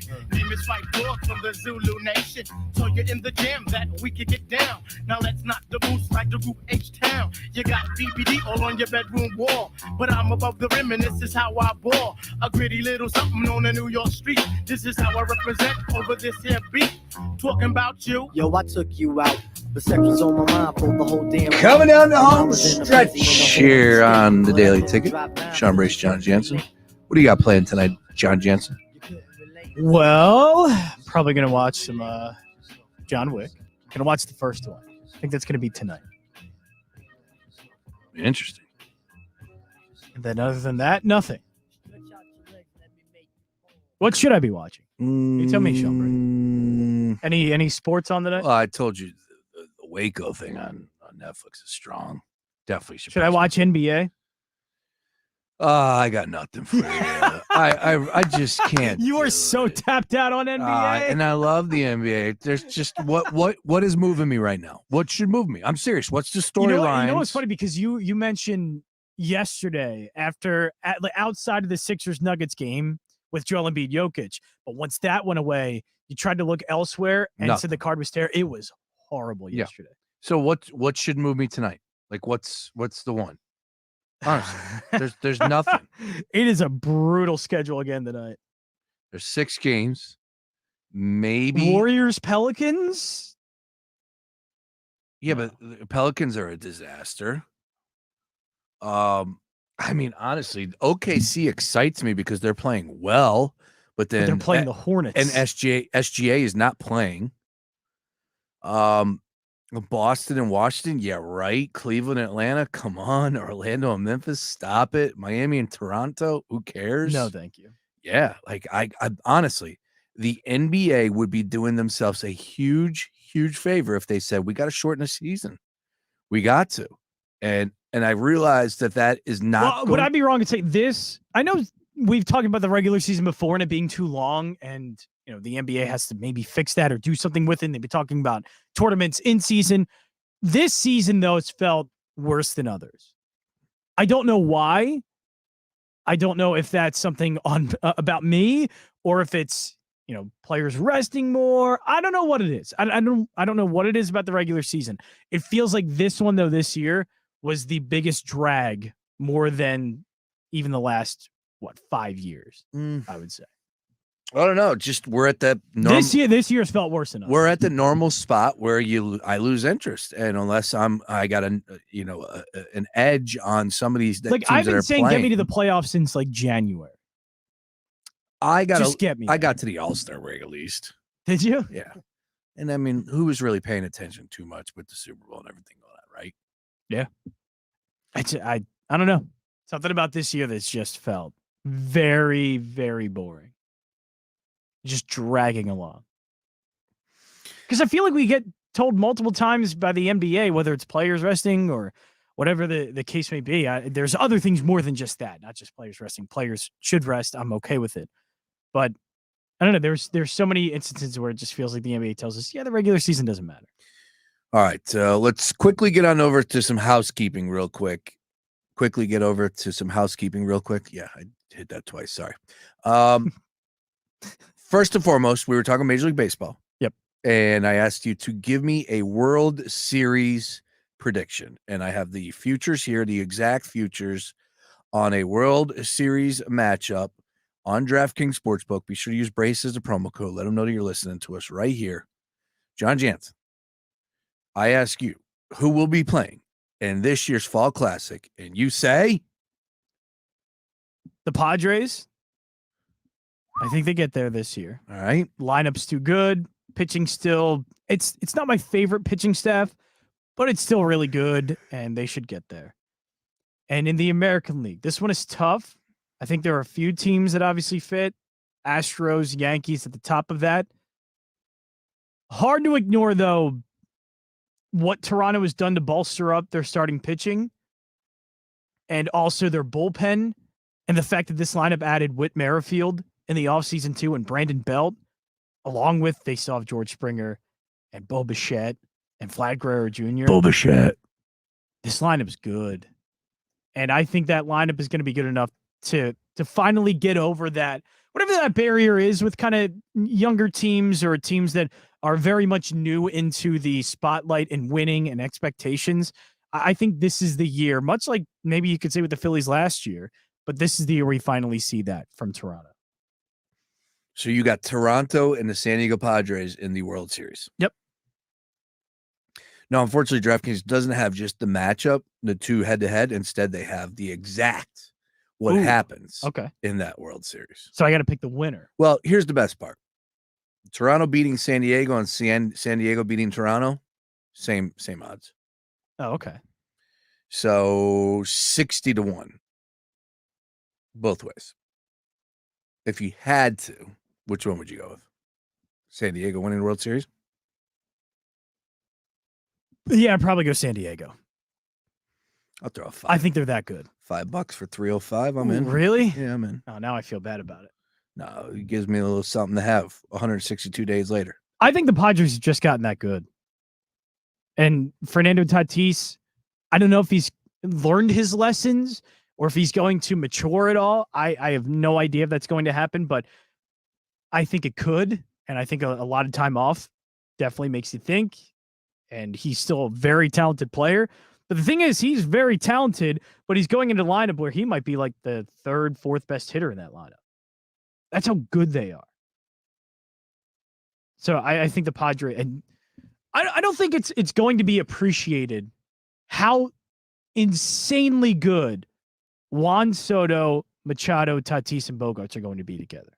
Like, that's Juan Soto, who is, when he was with Washington, we were talking about he's the best player in baseball, the best pure hitter in baseball. He was the best young hitter in baseball. He was better than Bryce Harper already. He was the best that Major League Baseball had to offer.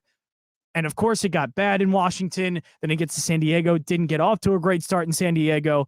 But don't let that leave your mind about Juan Soto. He is still one of, if not the best pure hitters in all of baseball. Damn right. And he's also with Manny Machado, who was an MVP for a lot of the year. You're damn right. Fernando Tatis, who was being billed as one of the best young players. And now Xander Bogaerts, who was all class as a hitter. That lineup is, again, that top of the order, one of the best I have ever seen.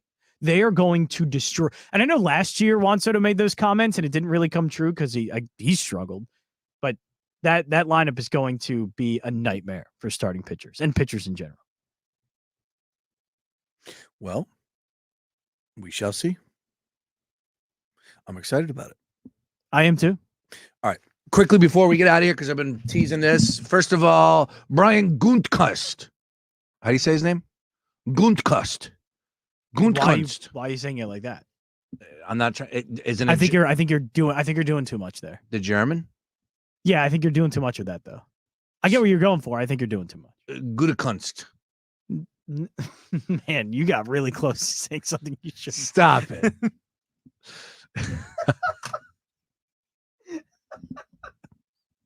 You got to be careful with that. Come out of the season, you have a lot of conversations, not only with Aaron, but with the rest of the team, coaches, and everybody. And as you go through that process, you kind of get an idea of where you're going to move to, as a team, how you're going to go forward. And I think I was really looking forward to the conversations with Aaron to see how he fit into that.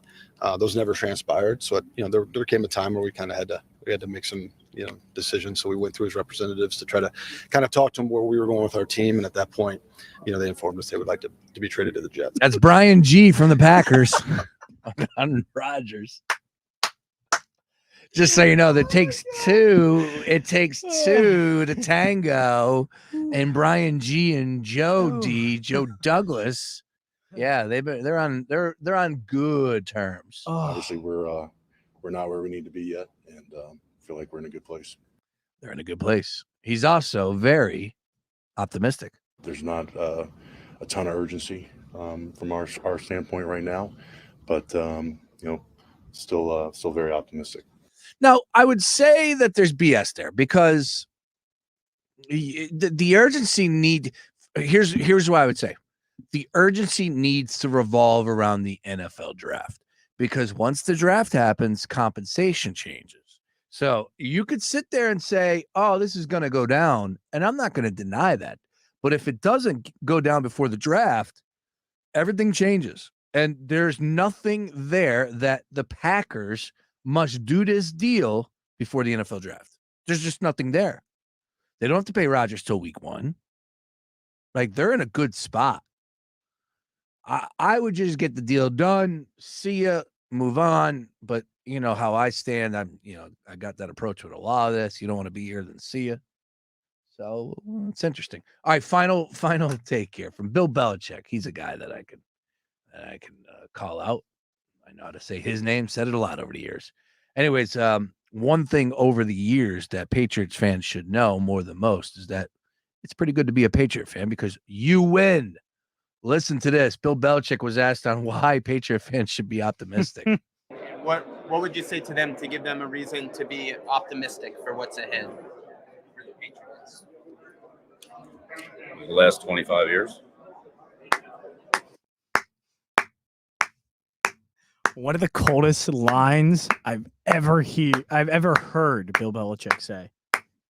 That is incredible. That is fantastic. Yeah, it is. You get nothing. You lose. Good day, sir. Oh, so good. Bill Belichick. One of the few times where his dryness and coldness actually turns out incredibly funny. Right on point. Fun show, John Jansen. Welcome back to the party. Yeah, you're welcome. Brian Gundkust. Stop. How do you say it? I don't know, but the second time you said it, I put the emphasis on the K-U-N-S-T.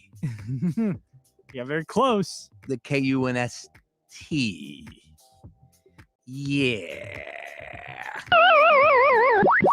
All right. For John Jansen, I'm Sean Brace. We'll be back tomorrow. Same bat time, same bat channel. You'll even get a little line change with JJ. You'll get some swinging and dinging action with before JJ. You will also, tomorrow on the Daily Ticket, hear from Patrick McDonald, Julian Edlow, Drew Smith. We're locked and loaded, ready to go. So this is the place to be. Streaming worldwide. Wide. Everybody have yourself a wonderful Tuesday night. Enjoy the NBA action. Get out of the house. Stay in the house. Get some watch movies. Some dinner with the family. Nah, stay inside. Play video games. Yeah. Don't talk to anyone. We got women's NCAA action. I'll tell you what, it's been fun watching the girls play. Yes, it has. That girl Caitlin, she's bombing all over. That girl with Louisville with the blondie. Did you see what she said? Yeah. Louisville, shut up, you're down by 15. The Cavender twins. Let's go. Women's hoops. Taking off. Everybody have yourself a wonderful day. Talk to you tomorrow. Peace.